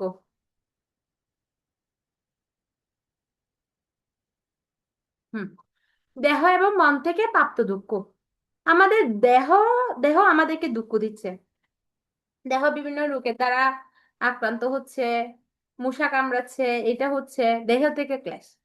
মন থেকে প্রাপ্ত দুঃখ, আমরা মানসিক মানসিক যে মানসিক দুঃখ, সেটা সম্পর্কে সবার অভিজ্ঞতা রয়েছে। যে এই দেহ এবং মন, যেমন যে আত্মহত্যার প্রবণতা বেড়েছে এখন, যে পারিবারিক চাপ, তারপর লেখাপড়ার পারিবারিক অসহযোগিতা, লেখাপড়ার চাপ, মানসিক চাপ, এগুলোর কারণে আত্মহত্যা প্রচুর পরিমাণে বেড়েছে পৃথিবীতে। আধ্যাত্মিক ক্লেশ। তারপর সেকেন্ড আমরা যদি আলোচনা করি হচ্ছে আদিভৌতিক ক্লেশ। এখন কেউ বলতে পারে যে আমার দেহ এবং মনের দ্বারা কোনো কি নেই, দুঃখ নেই বা কোনো ক্লেশ নেই। তাহলে সে তার দেহ এবং মনের দ্বারা ক্লেশ না থাকলেও অন্য জীব থেকে সে প্রাপ্ত হচ্ছে, অন্য জীব দ্বারা সেই দুঃখ কষ্ট প্রাপ্ত হচ্ছে।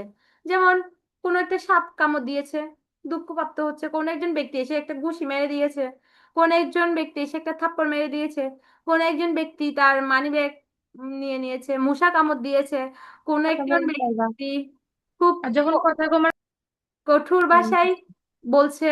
এখানে এগুলো হাত দেওয়া শিখায়। কি? এগুলো হচ্ছে কি? আদিভৌতিক ক্লেশ। ওকে, মানে অন্য জীব থেকে প্রাপ্ত দুঃখ। আপনারা পয়েন্ট গুলো দেখবেন, আমি এর আগে বলেছে আধ্যাত্মিক ক্লেশ দেহ মন থেকে প্রাপ্ত দুঃখ, অন্য জীব আদিভৌতিক ক্লেশ অন্য জীব থেকে প্রাপ্ত দুঃখ, তারপর হচ্ছে আদি দৈবিক ক্লেশ প্রকৃতি প্রদত্ত, মানে প্রাকৃতিক দুর্যোগের কারণে প্রাপ্ত দুঃখ।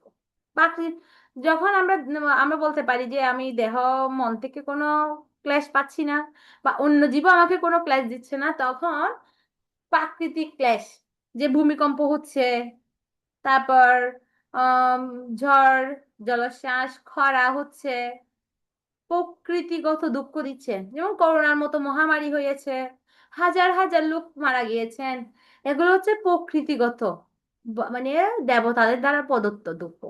তো অনেকে বলতে পারেন দেবতারা কেন আমাদেরকে দুঃখ দিচ্ছে, এগুলো হচ্ছে কর্মফল অনুসারে আমরা এই ক্লেশগুলো প্রাপ্ত হচ্ছি, মানে প্রাকৃতিক দ্বারা আমরা দুঃখ প্রাপ্ত হচ্ছি।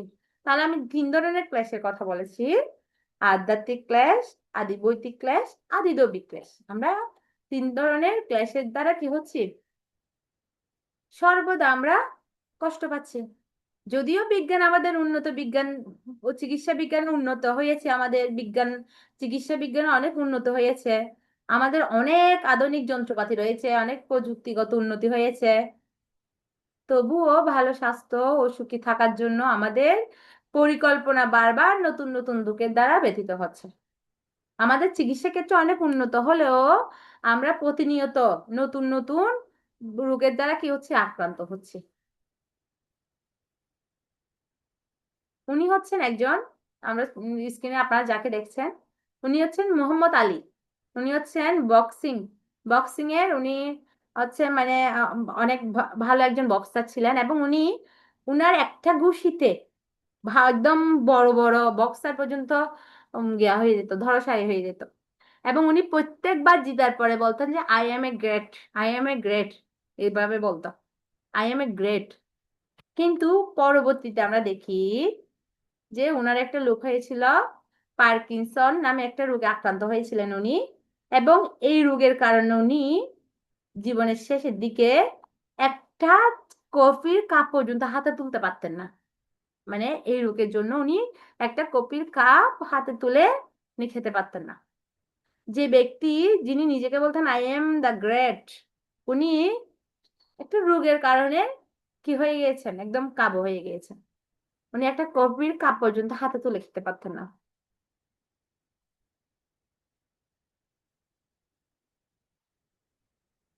তাহলে এরকম মহান ব্যক্তিরা, আমরা তো সামান্য ব্যক্তি, কিন্তু এই ধরনের মহান ব্যক্তিরা কেন সমস্যার দ্বারা জর্জরিত, ওনারা কেন এত সমস্যার দ্বারা জর্জরিত হচ্ছেন, এত সমস্যা ওনাদের জীবনে কেন, যে এত মেডিসিন এত ওষুধ পত্র থাকার ফলেও যে বিজ্ঞানের প্রগতির এই সমস্ত সমস্যার সম্পূর্ণ নিরাময় করতে পারছে, যে বিজ্ঞান এত উন্নত হচ্ছে তারপরেও এত অ্যাক্সিডেন্ট, এত যানজট, এত রোগ, এত সমস্যার কি সম্পূর্ণ সমাধান করতে পারছে বিজ্ঞান?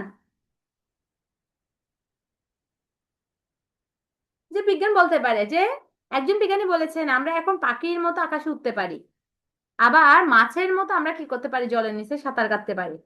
কিন্তু এই পাখির মতো আকাশে উড়া এবং মাছের মতো জলের সাঁতার কাটার জন্য একটা পরিবেশ তৈরি করতে গিয়ে বিজ্ঞান যে ভূমিতে হাঁটার মতো ওই পরিবেশটা রাখেনি।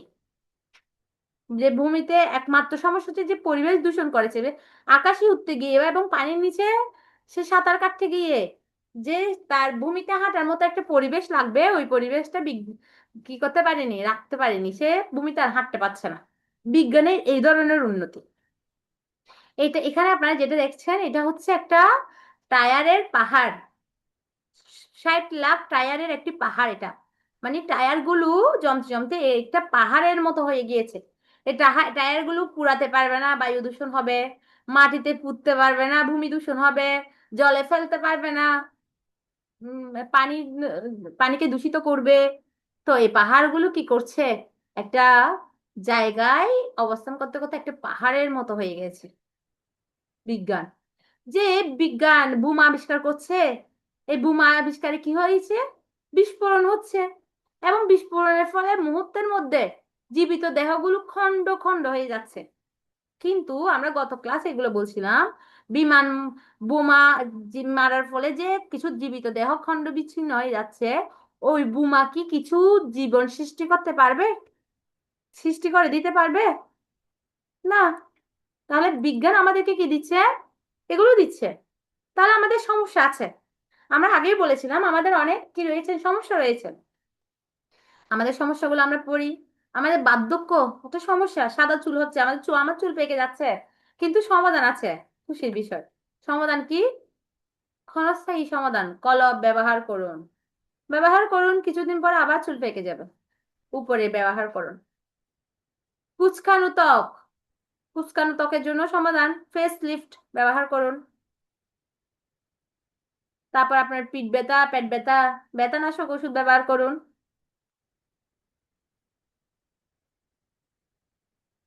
এগুলো হচ্ছে বিজ্ঞানের সমাধান, জোড়াতালি দেওয়া সমাধান। তো মানুষকে সাময়িকভাবে মোহিত করার জন্য আমরা সমস্যাকে ঢেকে দিতে পারি। যেমন চুল কালো পাকা সাদা হয়ে গিয়েছে, আমি কলম ব্যবহার করছি, আমার পাকা হয়ে গেছে, সমস্যার সমাধান হয়ে গেছে। এবং মোহিত হয়ে যাচ্ছে মানুষ, সমস্যাকে আমরা ঢাকা দিতে পারি, কিন্তু কি করতে পারি না। এটা বাস্তবিকতায় খুব শীঘ্রই তা প্রকাশিত হয়ে যায়। বাস্তবতা কি হয়? খুব শীঘ্রই প্রকাশিত হয়। Okay? যে কৃত্রিম জটিল সমাধান আমাদেরকে দুঃখ থেকে মুক্ত করতে পারে না। আমরা যে সমস্যাগুলো দেখছি তার সমাধান বিজ্ঞান দিচ্ছে, কিন্তু তা কিভাবে দিচ্ছে? কৃত্রিম সমাধান। বিজ্ঞান কি করছে? কৃত্রিম ভাবে সমাধান দিচ্ছে, ক্ষণস্থায়ী সমাধান বা জোড়াতালি সমাধান। বিজ্ঞান ও প্রযুক্তি বার্ধক্যকে রোধ করতে কি করতে পারে না? বার্ধক্যকে রোধ করতে পারে না। বৃদ্ধ অবস্থা থেকে কি করতে পারবে না? বৃদ্ধ অবস্থা থেকে সে মুক্ত করতে, সারা জীবন যৌবন ধরে রাখছে, এরকম কেউ কি আছে? সারা জীবন সে যৌবন ন্যাচারালি, প্রকৃতিগত না। পৃথিবী থেকে ব্যাধিকে চিরতরে নির্মূল করতে পারবে না। পৃথিবী থেকে কোনো রোগ চিরতরে চিরতরে একদম চলে গেছে এরকম আছে?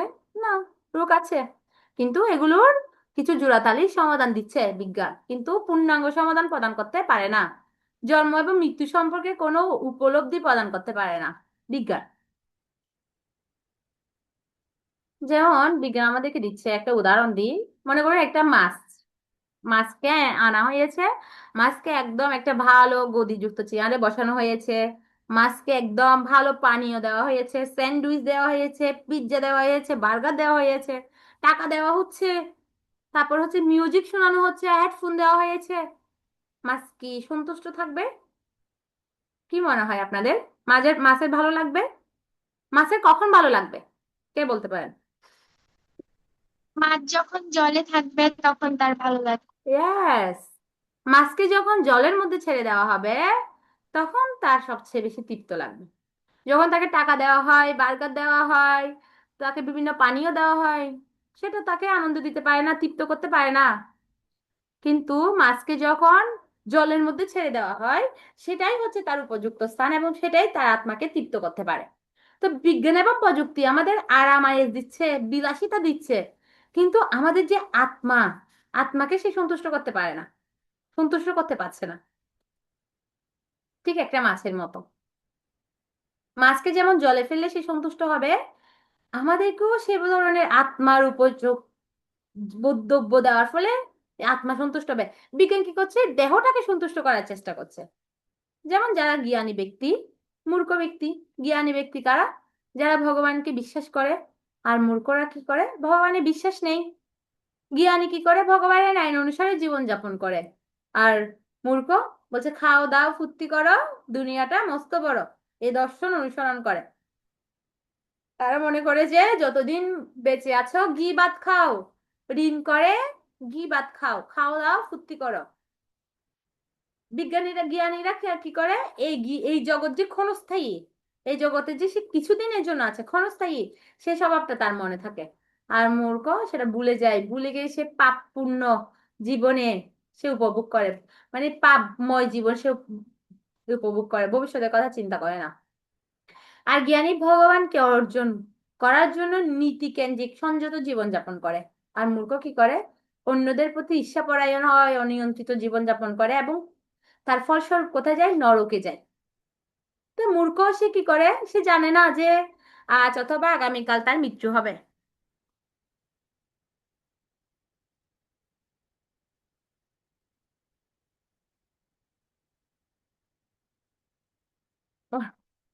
মূর্খ সে জানে না কি আজ অথবা আগামীকাল তার কি হবে, মৃত্যু হবে।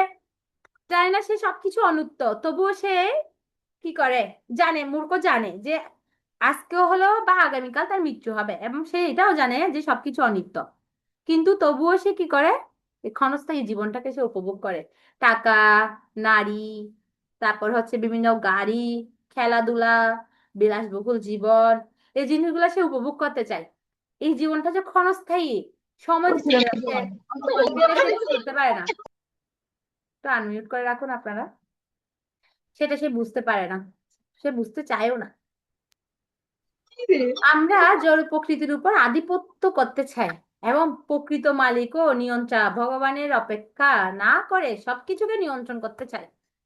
আমরা কি চাই, আমরা মনে করি জড় জগৎ আধিপত্য করতে চাই, এবং প্রকৃত মালিক যে ভগবান, তার কে আমরা কি করতে চাই, তাকে আমরা উপেক্ষা করে সবকিছুকে সে নিয়ন্ত্রণ করতে চায়। ইয়েস মাতাজি, কিছু বলবেন? রিয়েলমি, হরে কৃষ্ণা, হ্যান্ড রেজ করেছেন, ওকে।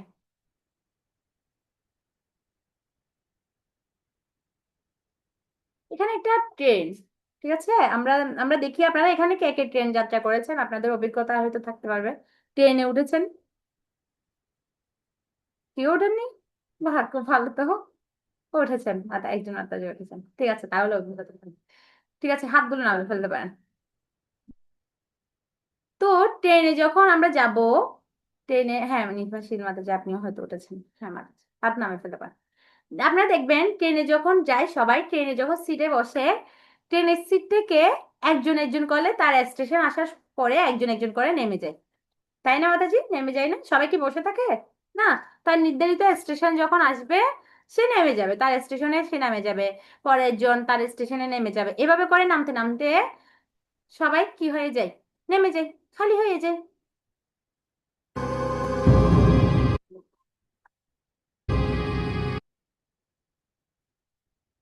Yes, সবাই নেমে যায়। ঠিক সেভাবে এই জীবন রূপ ট্রেন থেকে, এই জীবন রূপ ট্রেন থেকে আমরা সবাই একজন একজন করে নেমে যাব, এবং আমরা দেখছি, Yes, এবং আমরা দেখছি যে আমাদের দাদা, কাকা, জ্যাঠা, বাবা, মা, সবাই একজন একজন করে চলে যাচ্ছে, যাচ্ছে না? সবাই একজন একজন করে এই জীবন রূপ ট্রেন থেকে নেমে যাচ্ছে, সবাই চলে যাচ্ছে, কিন্তু আমি ভাবছি কি, আমি থেকে যাব, আমি যাব না কোথাও, আমি আমি সারা জীবন এখানে থেকে যাব। কিন্তু আমার চোখের সামনে আমি সবাইকে দেখছি যে সে কি করছে, একজন একজন করে সে নেমে যাচ্ছে। এটা কিসের মতো, এটা কিসের মতো আমরা এখন দেখাবো।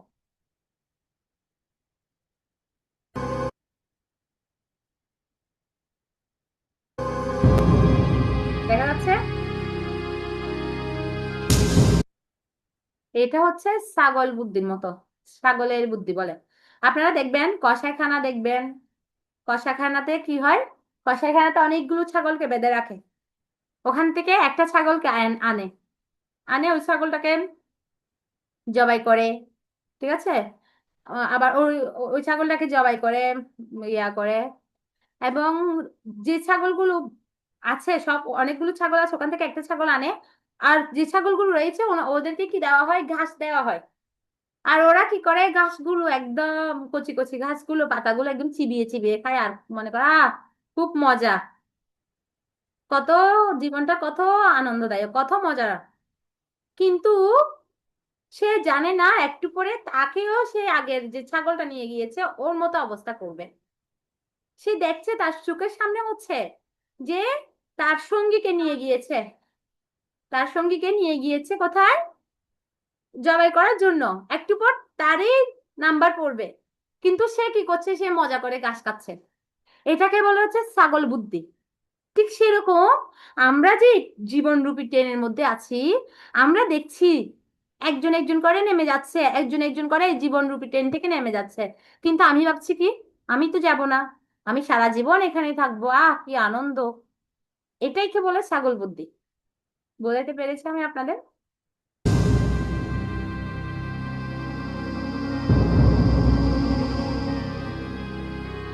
তো ভগবানের আইন অমান্য করে পাপ কাজে নিযুক্ত হওয়ার কারণে আমরা তিতাব ক্লেশ পাচ্ছি। তিতাব ক্লেশ নিয়ে আমরা আলোচনা করেছি এবং জীবনে 4টি সমস্যা ভোগ করি। ঠিক যেভাবে কোনো দুষ্ট বালক পিতামাতার নিরাপদ আশ্রয় ত্যাগ করে দুঃখ ভোগ করে।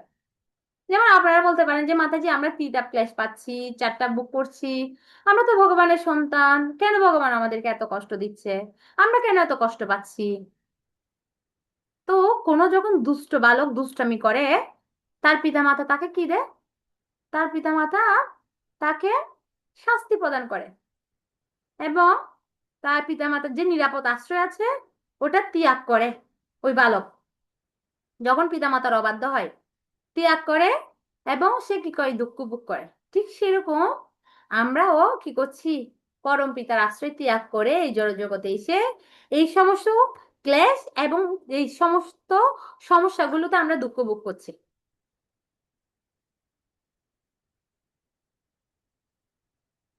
তো ভগবানের আইন পালনে সহায়তা করে জাগতিক সমস্যা, আধ্যাত্মিক সমাধান। আমাদের যে জাগতিক সমস্যা রয়েছে তার আধ্যাত্মিক সমাধান রয়েছে।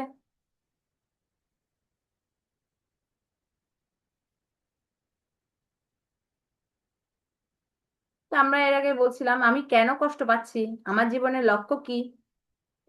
এতক্ষণ আমরা আলোচনা করেছিলাম আমরা কেন কষ্ট পাচ্ছি। এখন আমরা দেখবো আমাদের জীবনের লক্ষ্যটা কি। তো পরমেশ্বর ভগবান অর্জুনকে বলছিলেন, ভগবত গীতার শুরুতে ভগবান শ্রীকৃষ্ণ অর্জুনকে বলছিলেন, শিক্ষা দিচ্ছিলেন, তুমি এই জড়দেহ নও, তুমি হচ্ছে চিন্ময় আত্মা। এবং অর্জুন সকল দুঃখ থেকে তখন মুক্ত হয়েছিলেন। যখনই অর্জুন এই জ্ঞানটা উপলব্ধি করেছিলেন আমি দেহ নই, আমি হচ্ছে আত্মা, তখনই অর্জুন তার সমস্ত দুঃখ থেকে মুক্ত হয়েছিলেন। যতক্ষণ অর্জুন এই দেহাত্মা বুদ্ধিতে আবদ্ধ ছিলেন তখন উনি দুঃখ ভোগ করছেন। উনি বলছেন ও হচ্ছে আমার ভাই, ও হচ্ছে আমার দাদু, ও হচ্ছে আমার অস্ত্রগুরু, আমি কিভাবে ওদেরকে হত্যা করব, সব আমার আমার আমার। দেহাত্মা বুদ্ধিতে যখন যুক্ত ছিলেন অর্জুন তখন উনি কি পেয়েছেন? দুঃখ পেয়েছেন। যখনই কৃষ্ণ বলেছেন তুমি হচ্ছে কি? এই দেহ নও, তুমি হচ্ছে আত্মা এবং এই দেহর সাথে সম্পর্কিত সব হচ্ছে কি? সব হচ্ছে ভ্রম। তখনই অর্জুন যখন এটি উপলব্ধি করেছেন তখনই উনি তার সমস্ত দুঃখ থেকে মুক্ত হয়ে কৃষ্ণের ইচ্ছাতে যুদ্ধ করেছিলেন। তো ঠিক সেরকম আমি হচ্ছে আত্মা এবং এই দেহটা হচ্ছে একটা পোশাকের মতো। আপনারা সবাই হচ্ছেন আত্মা, তুমি হচ্ছে আত্মা, দেহটা হচ্ছে ঠিক একটি পোশাকের মতো। পোশাক যেমন জীর্ণ হলে, ব্যবহারের অযোগ্য হলে, ছিঁড়ে গেলে তা আমরা ত্যাগ করি। আপনি কি একটা ছিঁড়া পোশাক পরে বসে থাকেন? আপনারা কি ছিঁড়া পোশাক পরে বসে থাকেন? ছিঁড়ে গেলে এটা ত্যাগ করে আমরা একটা নতুন সুন্দর একটা পোশাক পরি, তাই না?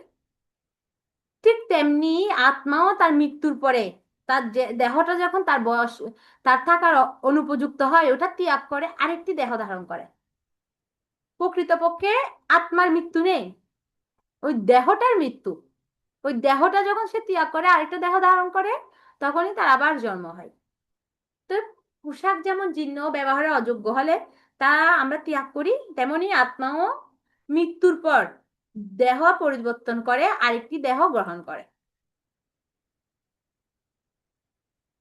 ভগবদ গীতা ভগবান বলছেন ভক্তিপরায়ণ যোগীগণ আমাকে লাভ করে আর এই দুঃখলয় নরস্য সংসারে পুনরায় জন্মগ্রহণ করে না, কেননা তারা পরম সিদ্ধি প্রাপ্ত হয়েছে। যখনই যার ভগবানকে আমরা লাভ করব তখন এই জড়দেহে আমাদের কি করতে হবে না, আর জন্মগ্রহণ করতে হবে না।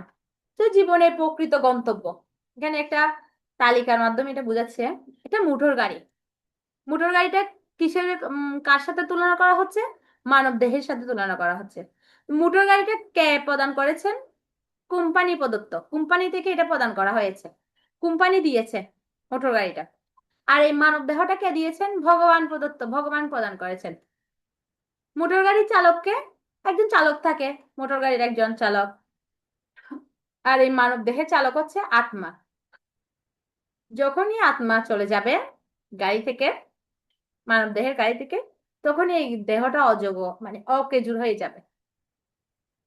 তারপর মোটর গাড়িতে কি দিতে হয়? পেট্রোল দিতে হয়, এটা মার্জন করতে হয়, মানব দেহকে খাদ্য দিতে হয়, স্নান করতে হয়, মোটর গাড়ি নষ্ট হলে মেরামত করার জন্য গ্যারেজে নেওয়া যাওয়া হয়, আর মানব দেহ যখন অসুস্থ হয় ডাক্তারের কাছে নিয়ে যাওয়া হয়। মোটর গাড়ির উদ্দেশ্য কি? যেহেতু এটা কোম্পানি থেকে দিয়েছে, এটার উদ্দেশ্য কি?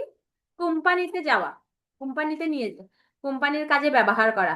আর মানব দেহের উদ্দেশ্য কি?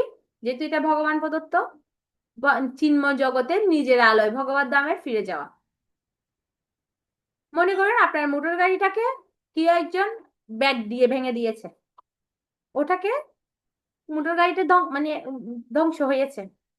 ঠিক সেভাবে দেহটাকে যখন আপনি আঘাত করবেন বা আত্মহত্যা করবেন, দেহটা ধ্বংস হবে।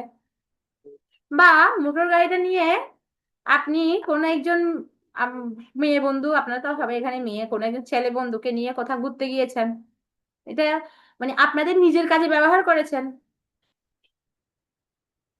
আর মানব দেহটা তখন কোম্পানি কি করবে? কোম্পানি নিশ্চয়ই আপনাকে গাড়িটা নিজের ব্যবহারের জন্য দেননি, এটাও কোম্পানির কাজে ব্যবহার করার জন্য দিয়েছে। তখন কোম্পানি কি করবে? আপনার থেকে গাড়িটা নিয়ে নিবে।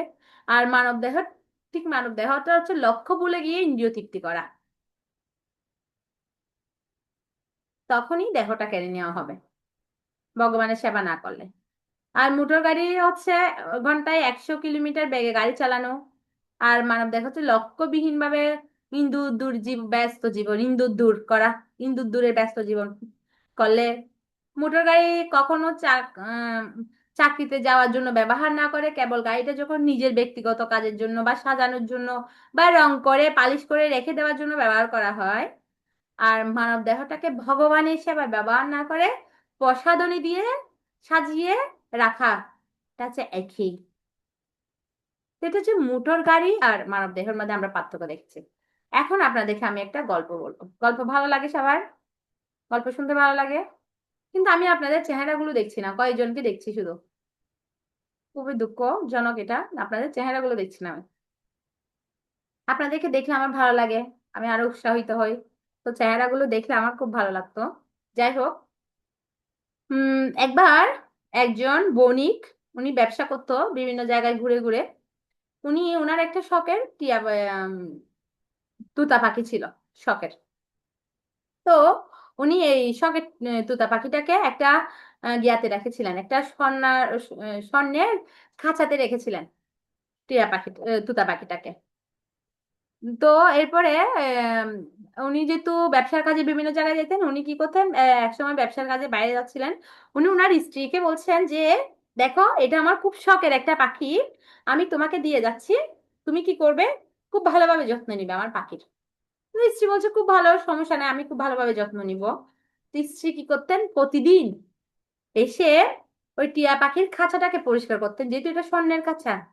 খাঁচাটাকে খুব ভালোভাবে পরিষ্কার করতেন, খুব সুন্দর করে রাখতেন, রং করতেন।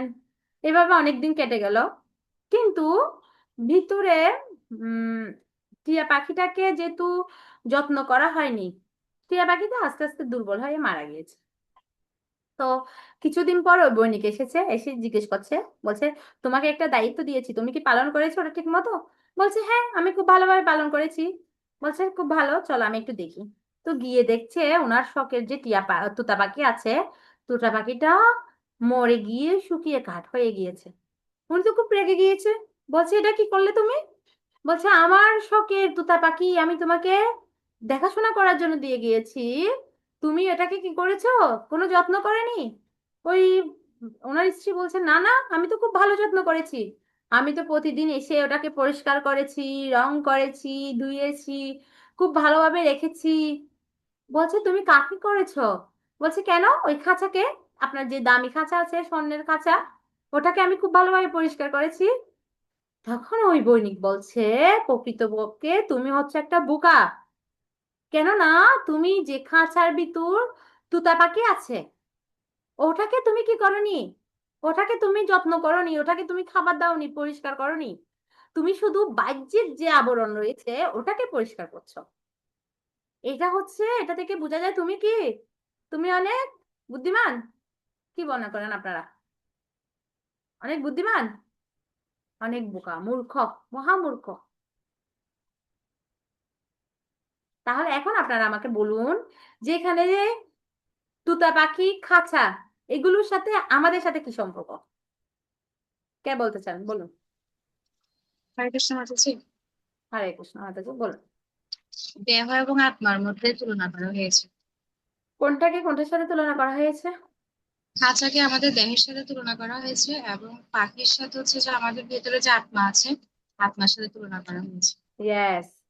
তো আমরা যখন শুধু এই দেহটাকে পরিচর্যা করব, দেহটাকে নিয়ে ব্যস্ত থাকব, আমাদের ভিতরে আত্মাটা শুকিয়ে যাবে। আমাদের উচিত কি, আমরা যখন জ্ঞানী হব তখন আমরা আমাদের যে আত্মা রয়েছে, আত্মাকে কি করব? পরিচর্যা করব, আত্মাকে খাবার দিব, আত্মাকে সুরক্ষিত প্রদান করব, আত্মাকে মানে আত্মাকে সুন্দর রাখবো। তখনই হচ্ছে আমরা প্রকৃত জ্ঞানী। কিন্তু আমরা যখন শুধু ওই ওনার স্ত্রীর মতো শুধু দেহটাকে যত্ন করি, দেহটাকে সুন্দর করার চেষ্টা করি, তাহলে কিছু হবে না, আমাদের ভিতরে আত্মাটা শুকিয়ে যাবে। ধন্যবাদ দাদাজি। তাহলে আমরা দেখি এখন যে বেদ, বেদ সম্পর্কে আমরা বলছিলাম না, বেদ সম্পর্কে আমরা আলোচনা করব যে কিভাবে শিক্ষিত ভারতীয়রা বেদের প্রতি বিশ্বাস হারিয়ে বিমুখ হয়েছেন। বেদের প্রতি তাদের যে বিশ্বাস ছিল ওটা হারিয়ে ওনারা বিমুখ হয়েছেন বেদের প্রতি। যারা শিক্ষিত যুবক রয়েছেন, ভারতীয় শিক্ষিত যুবক রয়েছেন যারা, ওনারা কিন্তু আমরা যখন দেখব বেদ সম্পর্কে যে অভ্রান্ত ভবিষ্যৎবাণী, মানে বেদে যে বাণীগুলো দিয়েছে, বেদে যে ভবিষ্যৎবাণীগুলো করেছেন অভ্রান্ত, এগুলো আমরা দেখব এগুলো কি প্রমাণিত কিনা। যেমন বেদ বলেছেন গৌতম বুদ্ধের আবির্ভাব সম্পর্কে, যে গৌতম বুদ্ধ, হ্যাঁ, গৌতম বুদ্ধের আবির্ভাব সম্পর্কে ভাগবতমের লেখা আছে প্রথম স্কন্ধে, গৌতম বুদ্ধ এসেছে বেদের। এটা বেদ আরো অনেক বছর আগে বলেছেন। তারপর চাণক্য পণ্ডিত সম্পর্কে বলেছেন, তারপর সম্রাট অশোক সম্পর্কে, তারপর হচ্ছে যীশু খ্রিস্ট সম্পর্কে, মহানবী সম্পর্কে ভবিষ্যৎ পুরাণে আছে। তারপর শ্রী চৈতন্য মহাপ্রভু সম্পর্কেও বর্ণনা রয়েছে। উনাদের জন্মের বহু বহু আগে বেদ এনাদের আবির্ভাব সম্পর্কে বলছেন। তাহলে উনারা এসেছেন, নির্দিষ্ট সময়ে এসেছেন, তাহলে বেদের যে অভ্রান্ত বাণী এটা সঠিক।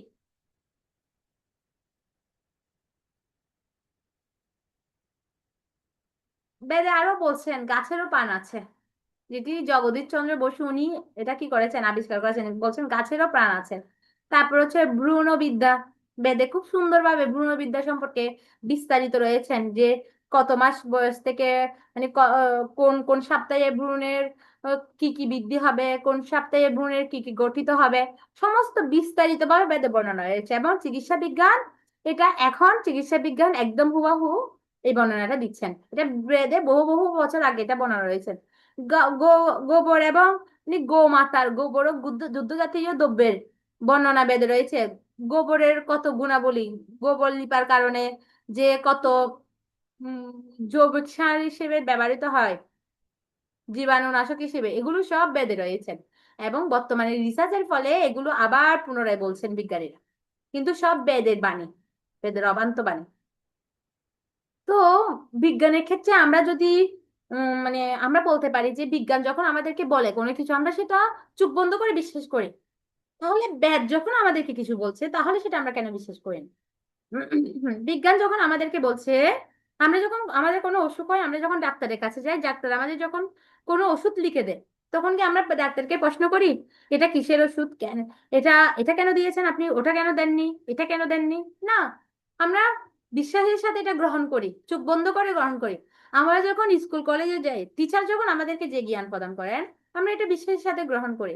আমরা যখন কোনো গাড়িতে উঠি, আপনারা কি ড্রাইভারের সাথে বসে থাকেন বা ড্রাইভারকে বলেন এভাবে চালান, এভাবে চালান, এভাবে চালান? না, আমরা বিশ্বাস করি ড্রাইভার ড্রাইভার আমাদেরকে ঠিক রাস্তা, ঠিক ইয়া করবে। আমরা কি বলি যে আপনার লাইসেন্স দেখান, লাইসেন্স দেখলে আমি গাড়িতে উঠবো না? আমাদের একটা বিশ্বাস থাকে। তো প্রত্যেকটা ক্ষেত্রে বিজ্ঞানের প্রত্যেকটা কথাতে আমরা বিশ্বাস করি, আমাদের জীবনের প্রতিটা ক্ষেত্রে আমরা বিশ্বাস করি, বিশ্বাস করে আমরা কি করছি, আমরা গ্রহণ করছি। তাহলে যে বৈদিক বৈদিক বেদ আমাদেরকে যা দিচ্ছে তা আমরা স্বতঃস্ফূর্তভাবে গ্রহণ কেন করতে পারবো না, গ্রহণ কেন করছি না?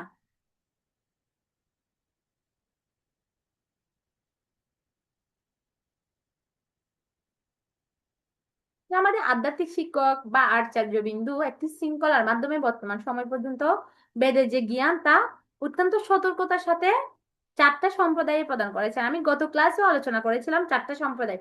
কারো কি মনে আছে চারটা সম্প্রদায় কি কি? নতুন কেউ বলুন, কে বলতে চান?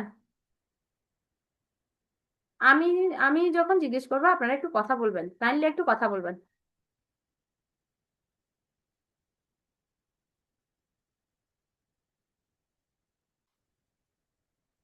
রিয়া মাতাজি, হরে কৃষ্ণ।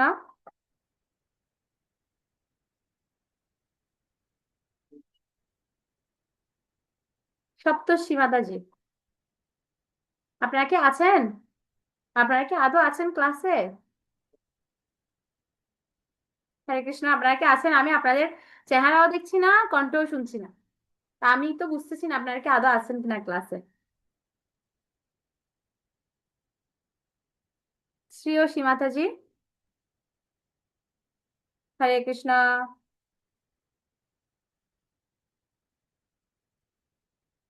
আমি বুঝতে পারছি না আপনারা আদৌ ক্লাসে আছেন কিনা, যাই হোক। সুমা সরকার মাতাজি, সুমা সরকার। নিয়ম হচ্ছে ক্লাসে ভিডিও অন করে বসা, এটা নিয়ম। সুমা সরকার মাতাজি, আপনি কি বলতে পারবেন চারটা সম্প্রদায়ের নাম? কে বলতে পারবেন? কে বলতে পারবেন? হ্যান্ড রেজ করুন।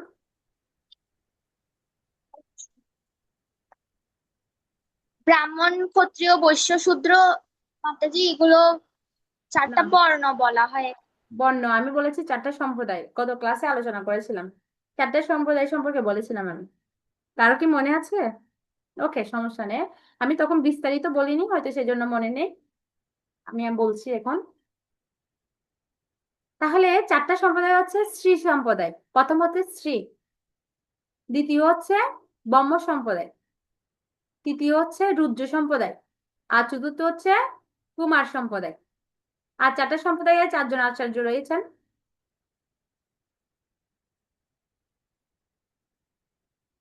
শ্রী সম্প্রদায় হচ্ছে রামানুজাচার্য, তারপর হচ্ছে ব্রহ্ম সম্প্রদায় হচ্ছে মাধবাচার্য, উম রুদ্র সম্প্রদায় হচ্ছে বিষ্ণু স্বামী, আর কুমার সম্প্রদায় হচ্ছে নির্বাকাচার্য। তো এই চারটা সম্প্রদায় রয়েছে আধ্যাত্মিক শিক্ষা এবং আচার্যদের দ্বারা সুসংগঠিত। এই চারটা সম্প্রদায় রয়েছে, আর চারটা সম্প্রদায়ের যে কোনো একটি সম্প্রদায়ে অন্তর্ভুক্ত হয়ে যদি আমরা জ্ঞান অর্জন করি তাহলে আমরা যথাযথভাবে এই জ্ঞানটা উপলব্ধি করতে পারবো। এই চারটা সম্প্রদায়ের বাইরে আমরা জ্ঞান অর্জন করতে পারবো না। তো আমাদের যিনি প্রতিষ্ঠিত আচার্য রয়েছেন, আমাদের শিক্ষা হচ্ছে প্রামাণিক, শুদ্ধ এবং নিরাপদ, কারণ তা কৃষ্ণ কৃপা শ্রীমূর্তি শ্রীল অভয়া চরণবিন্দু ভক্তিবেদান্ত স্বামী শিক্ষার ভিত্তিতে আরাধিত। আর উনি কি? উনি হচ্ছেন যিনি ব্রহ্ম মাধ্য গৌড়ীয় সম্প্রদায়ের একজন আচার্য।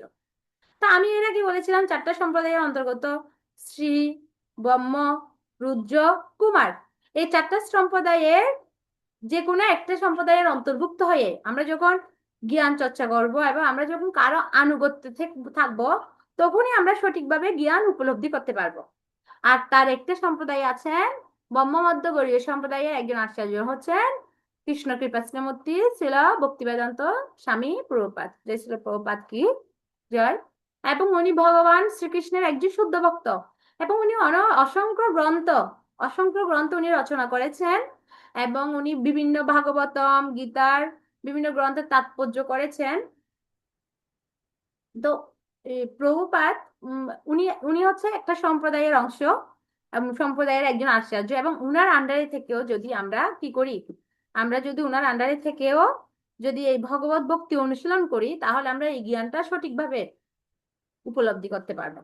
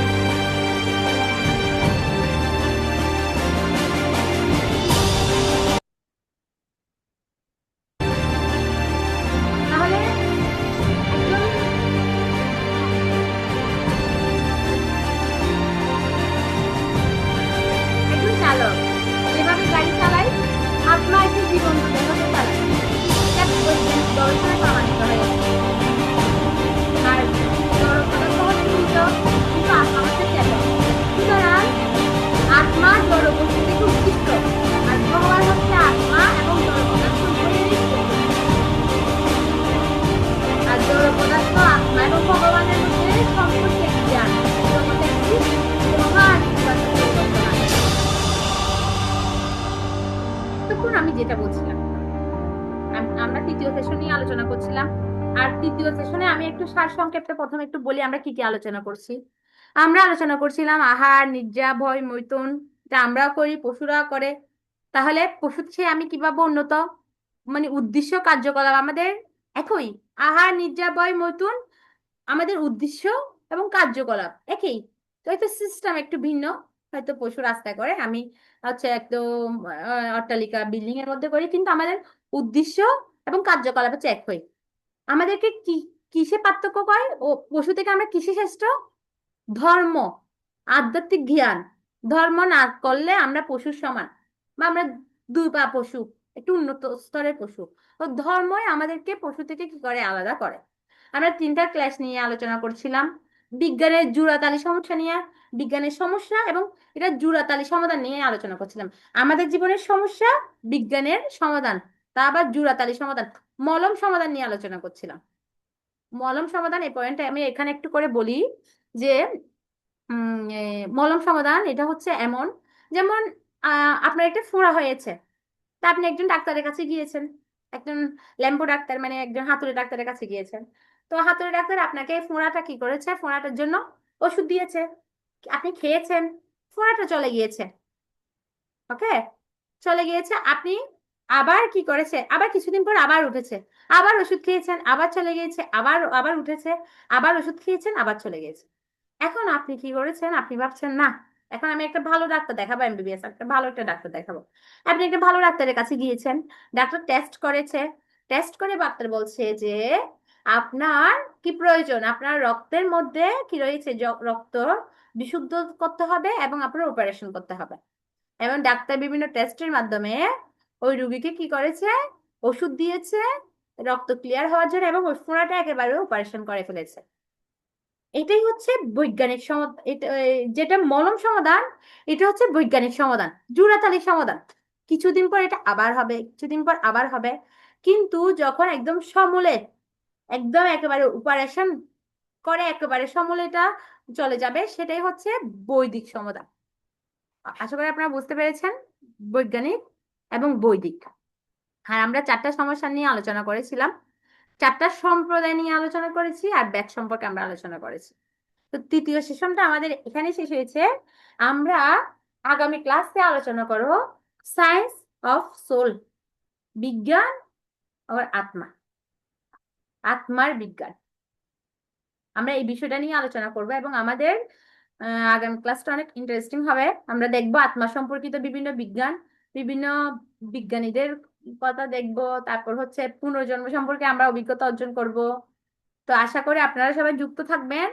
আর আমার অনুরোধ থাকবে আপনাদের কাছে, আপনারা আপনাদের ভিডিওগুলো একটু অন রাখবেন আর সঠিক সময়ে ক্লাসে যুক্ত হবেন। আজকের সেশন থেকে, আজকের আলোচনা থেকে কারো যদি কোনো প্রশ্ন থাকে, কারো যদি কোনো মতামত থাকে, শেয়ারিং থাকে, আপনারা চাইলে শেয়ার করতে পারেন।